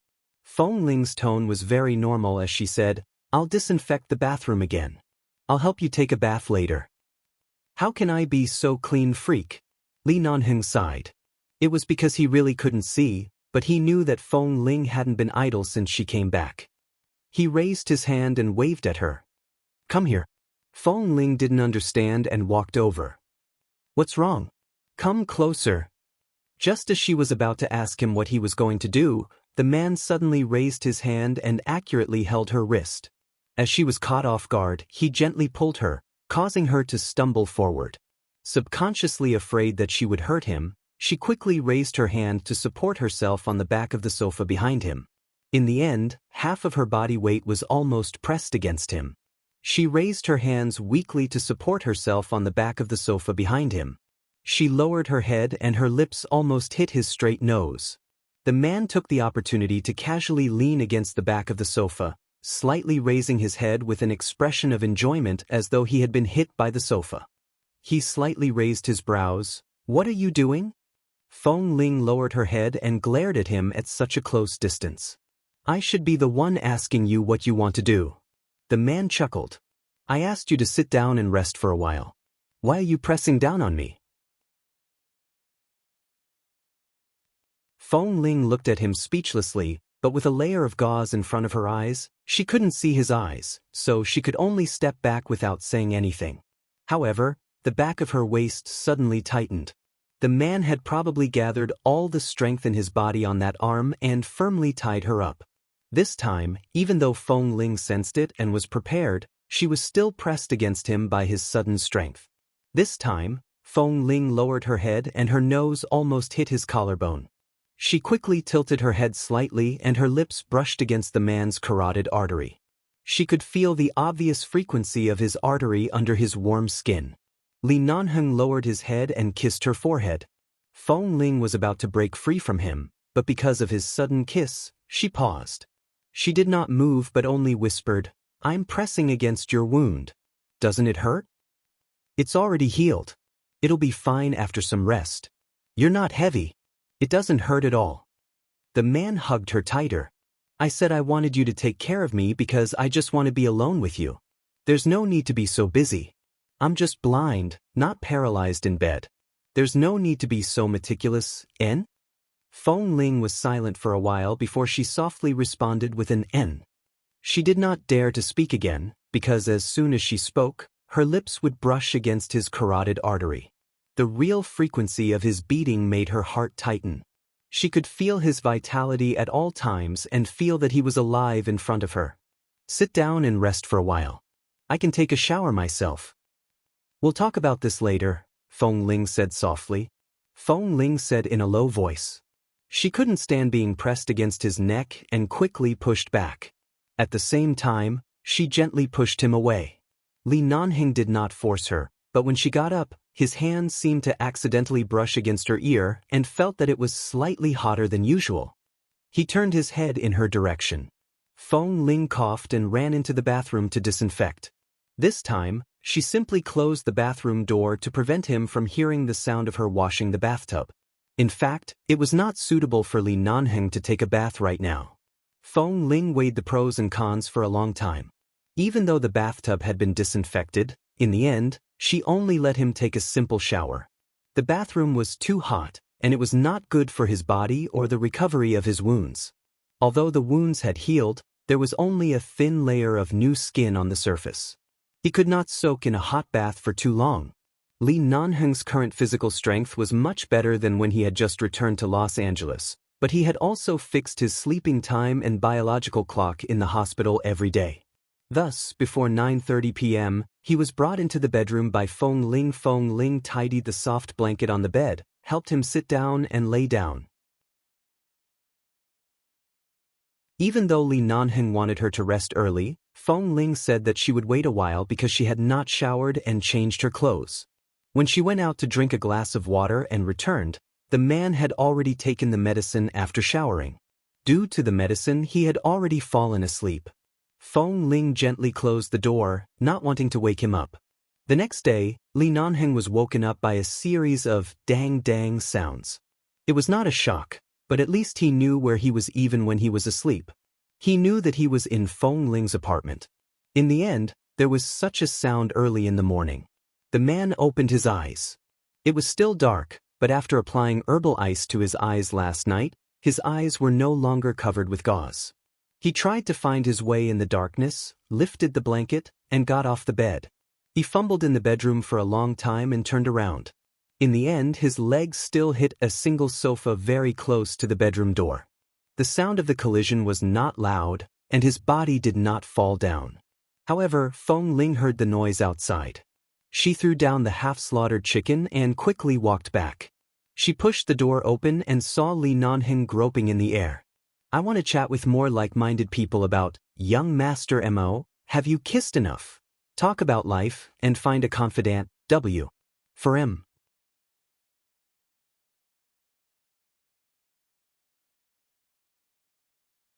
Chapter 1386. Seeing that one of his legs was blocked by the sofa, Feng Ling asked in surprise, "When did you wake up?" "I just woke up." Li Nanheng put down his arm and turned to her. "What was the sound outside just now?" "Ah, I was killing the chicken." "Did it disturb you?" "You know how to kill?" "I looked it up on the internet and saw a tutorial on killing chickens. I tried to kill one. It's not bad. It's quite successful." Feng Ling held the door handle with one clean hand, and her other hand was stained with blood. She was wearing the Qian family's home clothes, and her long hair was tied behind her head. She looked gentle and indifferent, but when she spoke of killing a chicken, her expression did not change. "Li Nanheng, there's a tutorial for this thing?" Feng Ling then looked at his legs. "Move your legs 10 centimeters to the right, and then walk forward to the bedroom door. The bedroom door is about 6 or 7 meters away from the sofa in the living room. There are no obstacles in the middle. Can you come out by yourself?" "Yes." "All right, I'll continue to kill." With that, Feng Ling opened the bedroom door for him and turned to return to the kitchen. Li Nanheng didn't know whether to laugh or cry. He moved his legs away from the sofa in the bedroom according to the route she said, and successfully left the bedroom. He then slowly moved forward and measured the distance according to his steps. After confirming the position, his legs did touch the edge of the sofa in the living room. He touched the back of the sofa and looked back for the sound of the kitchen. Imagining the scene of Feng Ling killing the chicken, he suddenly remembered what Kay had said on the phone about not acknowledging her. Li Nanheng's heart trembled. He turned and walked in the general direction of the kitchen. He raised his hand and touched the wall that he almost hit, then walked along the wall to the kitchen door and poked his head in. Feng Ling was squatting on the ground and immersed in fighting. Hearing the movement, she turned back and saw Li Nanheng with a pair of unfocused eyes looking at her. His inexplicable desire to survive made Feng Ling's eyes twitch. "Do you need help?" Li Nanheng asked. Feng Ling glanced at him. "What can you help with?" Under normal circumstances, Li Nanheng's heart was absolutely strong. Even when he was mocked by Feng Ling, he did not feel like he had been shot. Perhaps it was because he felt that he would not be able to survive in Israel that he avoided people. Otherwise, with his strong heart, as long as he did not face death, even if Feng Ling was angry at him because he could not see, he would not be hurt. The man revealed half of his head in front of the kitchen door and said thoughtfully, "Standing by the side to command you? My knife is a chicken wing. Do I need you to command me?" Feng Ling continued to lower her head to fiddle with the chicken that had almost been cleaned. "It's not like we're in the base. Why do I need you to tell me how to use the gun?" Li Nanheng stood in front of the door and smiled. Feng Ling lowered her head to deal with it for a while, and suddenly turned back to see that Li Nanheng had not left. There was no gauze around his eyes. Even if he couldn't see, it was really, "Can you go back to the sofa and sit down? I'll apply medicine to your eyes later. Don't stand here." "What?" "If you stand here, I can't cut down." Li Nanheng raised his eyebrows as if he understood. He nodded, turned around, and walked forward, touching the air. After cleaning up the mess in the kitchen, Feng Ling cleaned up her somewhat disheveled clothes and went to take a shower. After taking a shower, she went to bring the medicine that the doctor had instructed her to apply to his eyes every day. Feng Ling's movements were very gentle. Every time she applied the medicine for him, it was as though she was afraid of touching his eyes, but she had no choice but to touch them with her fingers. Li Nanheng closed his eyes and sat on the sofa. He said slowly, "If my eyes can't recover for the rest of my life, You can't apply medicine for me like this for the rest of my life. Why not? Feng Ling's tone was calm.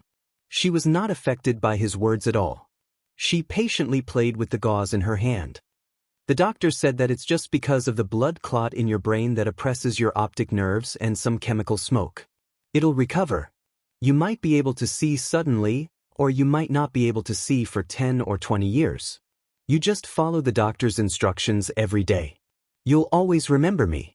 From your tone, it seems that you really love me, a disabled person who can't see. You don't dislike me at all. The man smiled. Feng Ling helped him apply the gauze and stepped back to check if it was neatly applied. She then stepped forward to adjust the gauze on his left eye. As she did so, she said, "Of course not. You've seen me when I was in my teens and when I was in my 20s. You've seen me when I was at my most beautiful and will always remember me. And so, if you really can't see in the future, it's not bad. At least you won't be able to see my old appearance." Feng Ling moved her hand away from the gauze on his eye. She was satisfied that her ability to apply medicine and gauze on him was getting better and better. She was about to walk away when her wrist suddenly felt heavy. The man suddenly held her hand. "I want to see it." He held her hand. His voice was calm, but there was a certain firmness in it. What did he want to see? To see her slowly grow old in the next few decades? This inexplicable and obscure agreement that the two of them would slowly grow old together made her heart beat faster. Feng Ling lowered her eyes to look at the hand he was holding. She composed herself for a moment and said, "There's something you haven't answered me." "What?" "About Tming and the 1 billion yuan financing. How did you know that these were the two things I wanted to do the most? Including the clean funds left by Tming, which could be used to fill the Feng Corporation's treasury and use for emergency funds. Everything happened to help me. Did I really say something to you after I drank too much?" Li Nanheng curved his lips slightly and released his hand from her wrist. He calmly tugged the thin blanket on his leg up. "Don't you know what you're like after you drink too much?" "Of course not." Li Nanheng smiled. "At that time, you hugged my leg and called me hubby. You softly begged me to help you get rid of Tming and Feng Mingi. You begged me to help you get rid of Tming and Feng Mingi. You begged me to help you settle the 1 billion yuan financing. Seeing how you begged me, I couldn't bear to do it. After leaving the resort, I did it." Feng Ling. She turned to look around and suddenly looked in the direction of the kitchen. Li Nanheng raised his brows. "Why aren't you speaking? What are you doing?" Feng Ling's face was expressionless. "I'm looking for the knife I used to kill the chicken." Li Nanheng. I just noticed that I actually have double monthly votes again. It's the end of the month. Dads with monthly votes, please pamper me. I want to chat with more like-minded people about, young Master Mo, have you kissed me enough? Talk about life, find a confidant, W. For M.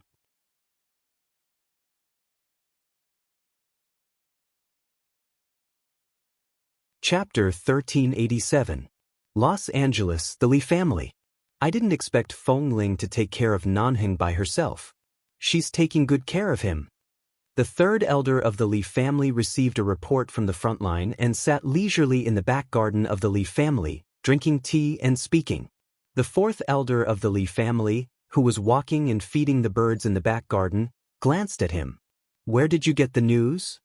"I bribed Xiao Su, who often follows Nanheng, and asked him to visit Nanheng and Feng Ling's place every few days to deliver things. Even if it arouses their suspicion, it won't be a big deal. At most, we'll just treat it as us being worried about them," the third elder of the Li family said. "I heard from Xiao Su that Nanheng has been recuperating at Feng Ling's place for half a month after he was discharged from the hospital. His complexion looks much better. And because Feng Ling is with him every moment of the day, the effect of his recovery should be better than anywhere else." The fourth elder of the Li family sneered. Back then, when Nanheng was young, he was so mischievous that it was common for him to jump into a well in his own back garden. Back then, we all thought that this brat would definitely be an unruly ruffian when he grew up. Who knew that after leaving him in the base for so many years, he would become an infatuated man in the blink of an eye. He only cares about his wife and doesn't care about anything else. He really takes after his grandfather's personality. At this moment, Nanheng's grandfather, the eldest of the Li family, Li Junyan, had just walked out with a walking stick. When he heard this, he glanced at them. What do you mean takes after me? Nanheng's infatuation is too similar to when you were young. If his grandmother hadn't passed away early, you would still be doting on your wife like she's your ancestor. The third elder Li smiled. Li Junyan's expression was cold and he was too lazy to speak. At this moment, the second elder of the Li family interrupted with a smile. In the past few decades, our big brother has only been deeply in love with Nanheng's grandmother. He really can't be bothered to look at other women.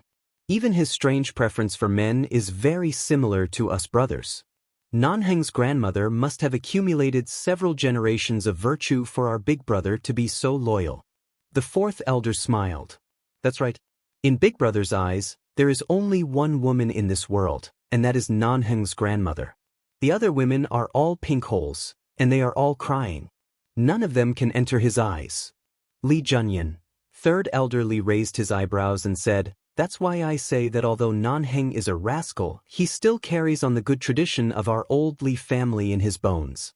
Once he has set his mind on one woman, the other women are all fleeting. Just this one is enough to make him hover between life and death. I just don't know when he can marry her." "Heh, I think it's going to be difficult." Second brother suddenly sneered and shook his head. The three elders turned to look at Li Tianlan in unison. "What's so difficult about it?" Second elder Li raised his half-white eyebrows. "He's so badly injured. Right now, he's so weak that he can't even defeat a little girl like Feng Ling. I wonder if he still has the ability to carry on the family line." The old men fell silent at the same time. "No way. I don't think so. Our grandson knows what he's doing. When the explosion happened, he would definitely have blocked it, right? It's hard to say. What if there really is a problem?" The boss of the Li family, Li Junyan, suddenly coughed coldly and cleared his throat. The other three quickly shut their mouths.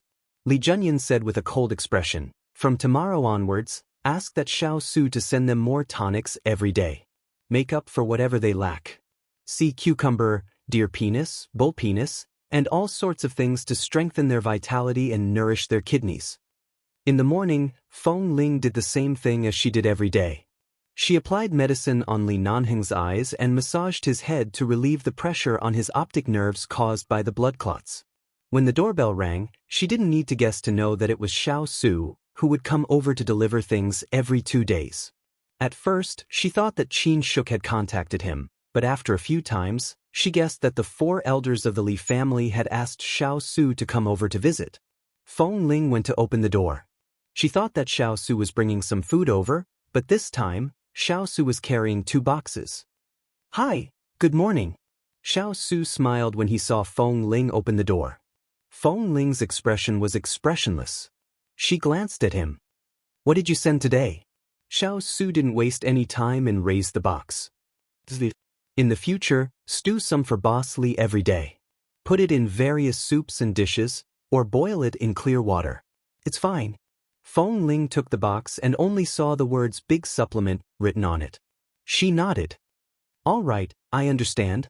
Then I won't disturb you anymore. I'll come back in 2 days. Remember to give it to Boss." "Definitely. As for you, if you want to eat it, you can eat it, but you'd better eat less." Seeing Feng Ling's confused expression, Xiao Su didn't say anything else. He chuckled and waved his hand before slipping away. Feng Ling watched Xiao Su's back in confusion as he walked to the elevator. She closed the door and walked in with the box in her hand.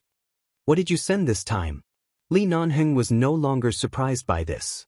He sat on the sofa as usual, closing his eyes and waiting for Feng Ling to massage him. Feng Ling didn't speak. She took the 2 boxes to the coffee table in front of the sofa and placed them on the coffee table. "These are 2 tonic gift boxes." "Gift box?" Li Nanheng was amused. "The elders are all elders. Why did they send me gift boxes?" As she spoke, Feng Ling had already opened the gift box and took out several exquisite boxes. See cucumber? Feng Ling said. Hearing this, Li Nanheng turned his face to her. Pig kidney? Feng Ling continued to read. Li Nanheng, sheep kidney. Deer penis, venison, cattle penis, turtle meat. Li Nanheng. Feng Ling opened the two boxes and looked at them with a puzzled expression. What are these things for? Are they for nourishing blood? The chicken, duck and goose that were sent over a few days ago, as well as all kinds of medicinal soup? What are these? I've never seen them before. How do they boil them in water? Li Nanheng touched his forehead speechlessly. Did the elders of the Li family think that he was injured? Did they give him so many things to strengthen his vitality and nourish his kidneys because they were afraid that he would be impotent? Seeing that Li Nanheng didn't speak, Feng Ling looked up at him again. Do you know how to cook these? Li Nanheng didn't know whether to laugh or cry. He raised his hand in the air. Put it down. Put it down. I don't need these things. W. For M.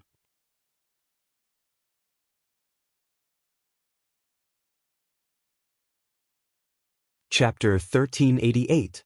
These are all tonics. They must be helpful to your body. Why don't you use them? Feng Ling felt strange. Li Nanheng put down his hand and raised his eyes. He couldn't see, but he could still accurately look at Feng Ling's face. Are you sure you want me to eat them? The Li family must have asked Xiao Su to send them. Good things must be eaten. Feng Ling put the things back into the box and answered. Li Nanheng sighed with a smile. All right, then be mentally prepared. Prepare for what? Li Nanheng couldn't hold back his laughter. He leaned back on the sofa. Put them away first. I have a headache. Help me massage them again. Only then did Feng Ling shift her attention away from the two gift boxes. After putting the things back into the box, she returned to the sofa, raised her hand, and continued to massage his head. Does it still hurt? Li Nanheng didn't answer, but the corners of his mouth curved slightly, as if something funny had just happened. Feng Ling looked down at him and didn't ask more. After massaging him for a while, she applied medicine to his eyes. When she was applying the medicine, she saw that there was a faint smile on his lips. She was very puzzled.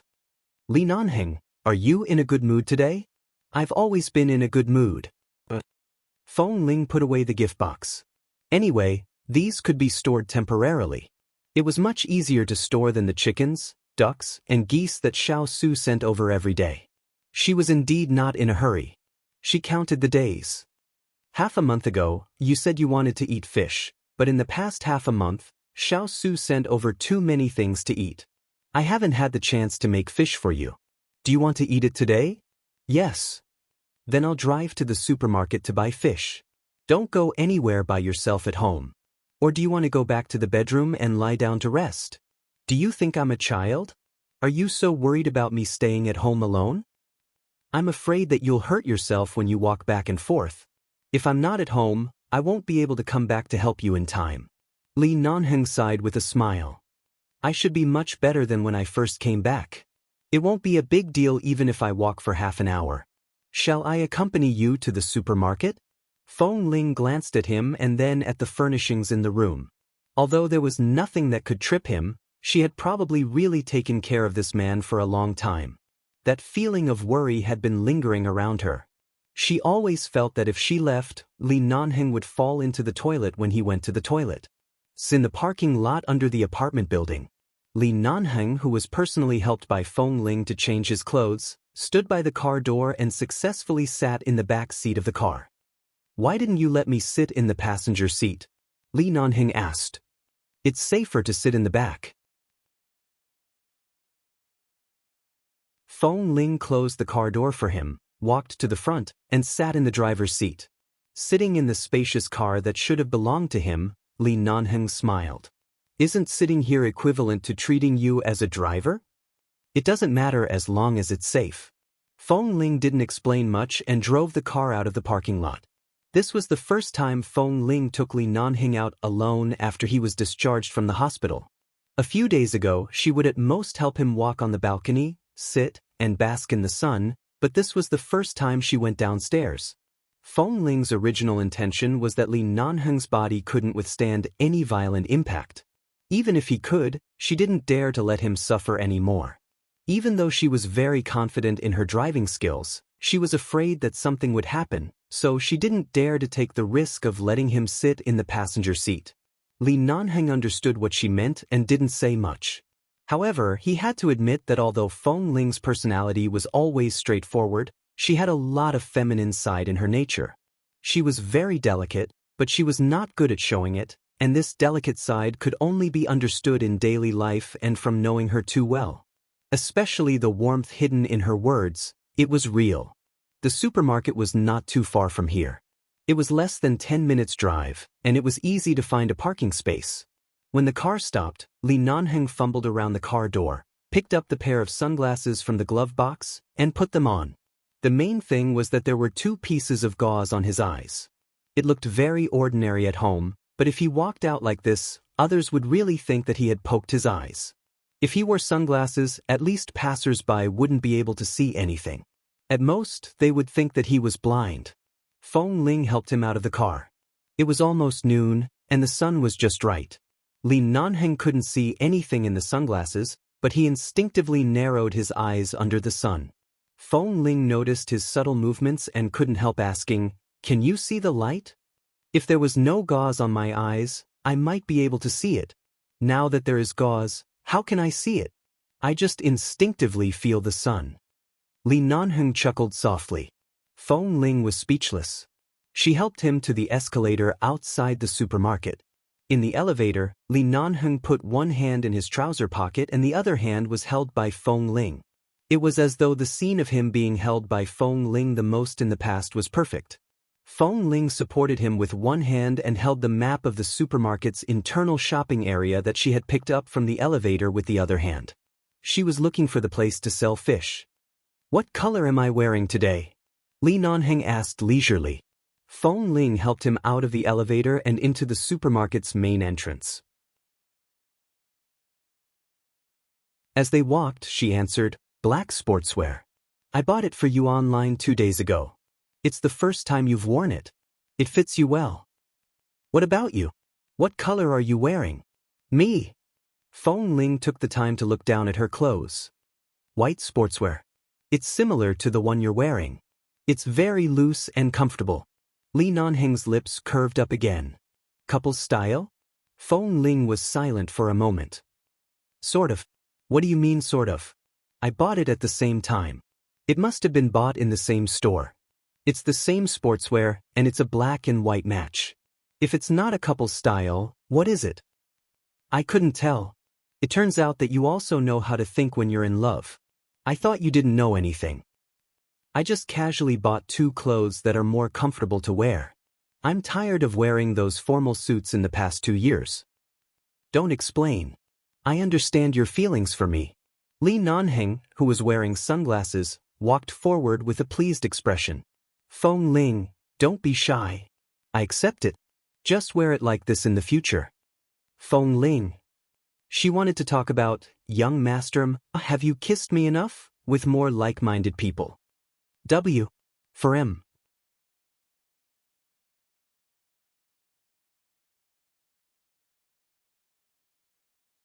Chapter 1389. In the supermarket, Li Nanheng strode forward as though he could see the road. There was clearly someone pushing a shopping cart in front of him, but he almost bumped into it. Feng Ling, who was worried, followed behind. She tugged at his hand and helped him adjust his direction. She quickly pulled over a shopping cart and pushed it in front. Li Nanheng was unconvinced. He also reached out and placed his hand on the shopping cart. "I'll help you." Feng Ling chuckled in her heart. "You'd better follow behind obediently. Don't get lost or bump into anything. It's better not to help." Although she felt this way in her heart, in order not to hurt Li Nanheng's slightly inflated heart, she endured it. After all, it was not suitable for her to shop for too long with a disabled person. Feng Ling wanted to quickly buy the fish and various ingredients she needed. She walked forward directly, and her speed was a little fast. Li Nanheng's height and legs could keep up. Earlier he had been sitting in a car and did not walk much. His stamina was still good. When they were about to reach the fresh food area, Li Nanheng said, "We're almost there." Knowing that his nose and ears were especially sensitive, Feng Ling did not answer. She pushed the cart over and brought Li Nanheng along. She chose 2 fish. She was tired of killing the chickens, ducks, and geese she had recently killed, so she asked the staff in the supermarket to help her clean the fish. While waiting for the fish, she pushed the cart to buy some ingredients. And she also bought some snacks for Li Nanheng, some peanuts, longan, red dates, and so on. Of course, what Li Nanheng could not see was that these things were sold at the counter for women's menstrual supplements. Otherwise, he would have chosen to buy them elsewhere with a livid face. After walking half a circle in the supermarket, Li Nanheng's face was not red or out of breath. It seemed that his recuperation these past few days was indeed very effective. Perhaps the supplements he had eaten were also good. From this, Feng Ling considered the tonics in the 2 gift boxes at home. She thought that in a few days she should find time to put those into the soup to nourish him. The things the Li family asked Xiao Su to send were definitely not bad. They were all very nutritious. He was about to go to another area. When he passed by the liquor area, he suddenly turned his head and sniffed. Is there a liquor cellar here? Coincidentally, there were a few tall wine barrels by the side. There were also people selling wine there. Feng Ling glanced at them and said without hesitation, "Don't think about it. You can't drink it now." Li Nanheng, who had been forced to quit smoking and drinking for a long time because of his injuries, was quite pained. "It smells like red wine. Isn't it good for the body to drink less red wine?" "I definitely won't let you drink it. Just give up." Li Nanheng, forget it. He couldn't see right now. When he left, he didn't even bring his wallet or phone. If Feng Ling left him here in a fit of anger, he would probably go begging on the streets. In front of Chief Feng, who was in charge of food, clothing, and finances, he didn't want to drink anymore. However, before she walked out of the liquor area, a person who brushed past her suddenly stopped. Feng Ling. Hearing that voice, Feng Ling only found it familiar at first, but before she could figure out who it was, Li Nanheng's face darkened and he put on a cold expression. Feng Ling turned to see Xiao Fei, who she hadn't seen for many years. Beside Xiao Fei was a young lady dressed in beautiful clothes. It seemed like they were chatting and laughing as they pushed the shopping cart over. It should be girlfriend? Feng Ling immediately smiled politely at Xiao Fei. Long time no see. Xiao Fei was also very surprised to see her in Los Angeles. In the past few years, he hadn't asked about her, but he had heard that she had returned to the Feng family and went to the Feng Corporation. She no longer had anything to do with the base. Looking at Feng Ling, whose long hair was tied behind her head and who was used to wearing sportswear, Xiao Fei's eyes lit up. However, it was clear that he was no longer as infatuated and thirsty for her as he used to be. He only smiled and said, "Yes, it's indeed been a long time. Why did you suddenly return to Los Angeles? Shouldn't you be in New York?" Before he could finish speaking, Xiao Fei's gaze landed on the cold-faced fiend standing next to Feng Ling. He was startled. "Boss Li?" Before Feng Ling could explain, Xiao Fei raised his brows again. "You're still wearing such thick sunglasses in the super room. Boss's lifestyle and taste in recent years have changed a lot?" Feng Ling chuckled. "No, his eyes are, and I'm happy." Li Nanheng pushed the car beside her, indicating for her not to speak carelessly. At the same time, his voice was cold and emotionless. Feng Ling, the young lady beside Xiao Fei, asked him something in a low voice. Xiao Fei smiled and said something to her warmly. He then turned to look at Feng Ling. "I'm going to visit my girlfriend's parents tonight. I still need to buy some gifts. I don't have much time, so I won't disturb you. Shall we have a drink another day?" "All right." Feng Ling nodded at him. "Another day." Hearing the words "another day," Li Nanheng's expression turned even colder. Xiao Fei politely said something to Feng Ling and then walked away with his girlfriend. Feng Ling was about to continue pushing the shopping cart forward. However, before she could push it, she saw that Li Nanheng's expression was filled with the words, "I'm not happy." "What a... Have you forgotten the rule that people from the base can't meet frequently after they leave?" Li Nanheng's voice was cold. Feng Ling rolled her eyes at him. "How many years has it been? Is it worth being jealous over this?" "Didn't you see Xiao Fei with his girlfriend?" I didn't see it, Li Nanheng said honestly. Feng Ling. She was so angry, but she couldn't vent her anger. Then you should have heard it. He said he was going to see his girlfriend's parents. Just now, his girlfriend held his arm and walked with him. They were so affectionate. It's clear that he has already let go of me. Why are you still jealous? If he has let go of you, why are you still asking him out? I was just being polite. He asked the woman he once liked to drink with him in front of his girlfriend. His purpose is not pure, and you still agreed? Feng Ling clenched her fists and gritted her teeth to say, then according to what you said after leaving the base, we can't meet frequently in private. What are the two of us now? Should I send you back to the Li family right now and never talk to you again? Li Nanheng choked for a moment and didn't speak until he felt that Feng Ling couldn't be bothered with him and directly pushed the shopping cart forward. He quickly chased after her and grabbed her arm. This is not the same. I'm leaving the base with you. There is no distinction between the two of us. We are one. It's different from the surname Qiao, surname Dou, and surname Mao. Go away. Feng Ling didn't want to pay attention to this 10,000-year-old vinegar jar. I can't go away. I can't see. I'll fall. My internal injuries haven't healed yet. Li Nanheng held her hand and didn't let go. At the same time, he raised his hand to cover his chest. Feng Ling also held her chest, feeling that she was about to suffer internal injuries. On the last day of the month, there is a double monthly ticket activity. Asking for monthly tickets? I want to chat with more like-minded people about, young Master Mo, have you kissed enough? Chat about life, and find a confidant, W. For M.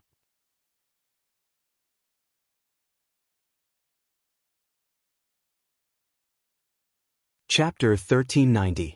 Fortunately, Xiao Fei really came with his girlfriend. The two of them had already gone to pay the bill lovingly. Otherwise, who knew how long Li Nanheng's face would be? Feng Ling ignored him and Li Nanheng walked behind him. In any case, she couldn't really leave him here in his current state. Li Nanheng placed one hand on the shopping cart and the other in his trouser pocket as he followed her. The fish was ready. Feng Ling went over to take it. When she turned back, she saw that Li Nanheng obediently placed his hand on the shopping cart and did not take a step away. Her heart softened. Anyway, he couldn't see her, so she sighed helplessly and smiled.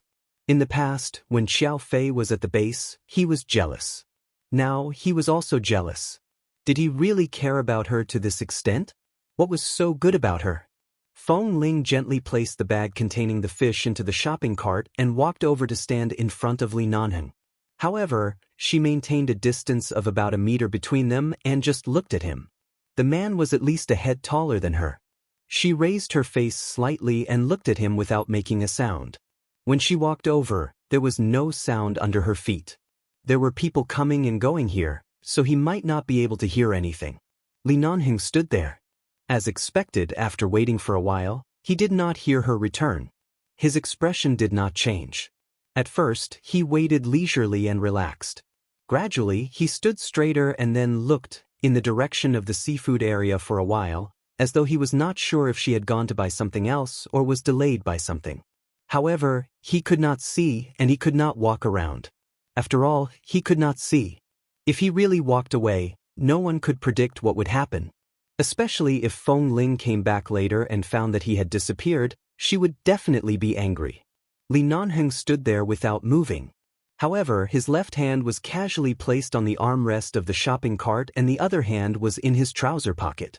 At this moment, he raised his right hand and placed both hands on the shopping cart.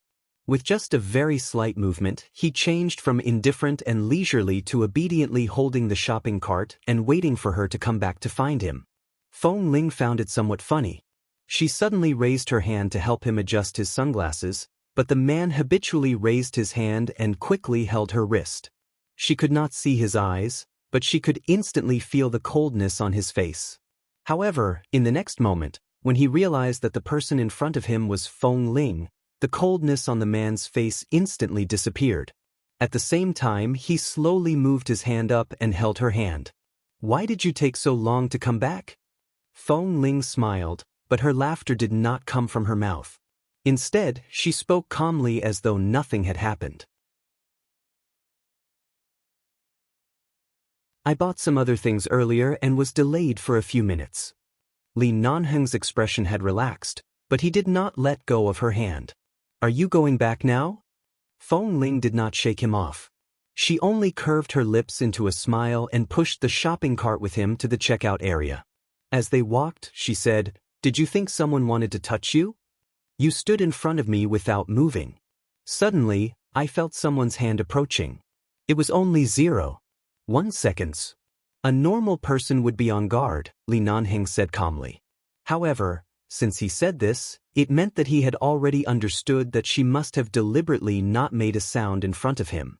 She said that she went to buy something else at the last minute, but it was just an excuse to fool him. He did not argue with her. There were too many people at the checkout counter. Feng Ling simply went to the self-service cash register with Li Nanheng to pay and then left with the 2 shopping bags. After going downstairs, she placed the things she bought into the car. Feng Ling looked at the sky and narrowed her eyes at the direction of the sun. The weather was very good. Do you want to go home directly or find a place with good air to take a walk? I think you should be able to hold on today's physical strength. Feng Ling also evaluated him based on the strength he suddenly held her wrist. It could be seen that although Li Nanheng's body needed to rest and his physical strength was indeed much weaker than before, in an emergency, his strength would not be weak. Up to you. Li Nanheng stood by the car and listened to the sound of her putting the things into the trunk. He also looked in the direction of the warm sunlight and turned his face. As if feeling that the weather was really good, he said, "Is there an amusement park on the way back?" After all, Li Nanheng used to go to that apartment often, and he did know the various buildings and facilities nearby better than her. It seems so. I didn't pay much attention. Let's go to the amusement park for a walk. Feng Ling couldn't figure it out. The 2 of them were adults. Why didn't they find a park suitable for walking and basking in the sun? Why did they go to the amusement park? However, it seemed that the amusement park happened to be on the way back. They didn't even need to change the direction of the car. It was just on the way back. It was very convenient, so she didn't object. All right, then let's go for a walk. Li Nanheng smiled. Feng Ling glanced at him again and found that after this man was injured, perhaps because he couldn't see, his smile was no longer so annoying. He would always smile a little softer and more restrained because there were too many invisible uncertainties in front of him. He was clearly still the same person, but he seemed to have become a little more cautious in some unnoticeable habits. This caution came from his eyes. He had never said that he minded whether he could see or not, but no one would feel comfortable in the darkness every day, not knowing whether it was day or night. Feng Ling closed the trunk, reached out to take his arm, helped him to the car door, and opened the door. Let's go, get in the car. Let's go to the amusement park. Li Nanheng seemed to be a little reluctant to part with the warm sunlight outside the car. After entering the car, Feng Ling helped him open the back window. Anyway, it was not cold, but the weather was not hot enough to turn on the air conditioner in the car. After driving all the way to the amusement park, Feng Ling found a place closest to the main entrance and parked the car. When she got out, she happened to see a passage extending from the outside to the inside of the amusement park. On both sides were all kinds of children's toys, food, and drinks. There were many children blowing bubbles around. You sent Momo to the Feng family? Li Nanheng heard the laughter of the children around him and asked softly as Feng Ling held his arm and walked. I sent him to my grandparents' side. This way, they will have someone to accompany them. I can rest assured. You're tuning in to the Passion Pages YouTube channel. We're so grateful for your support, and don't forget to subscribe to join us on this incredible journey through captivating stories. Your generosity through donations truly makes a world of difference, as it's the primary source of revenue that allows me to expand and enhance this channel for you. Thank you from the bottom of my heart for being a part of this adventure.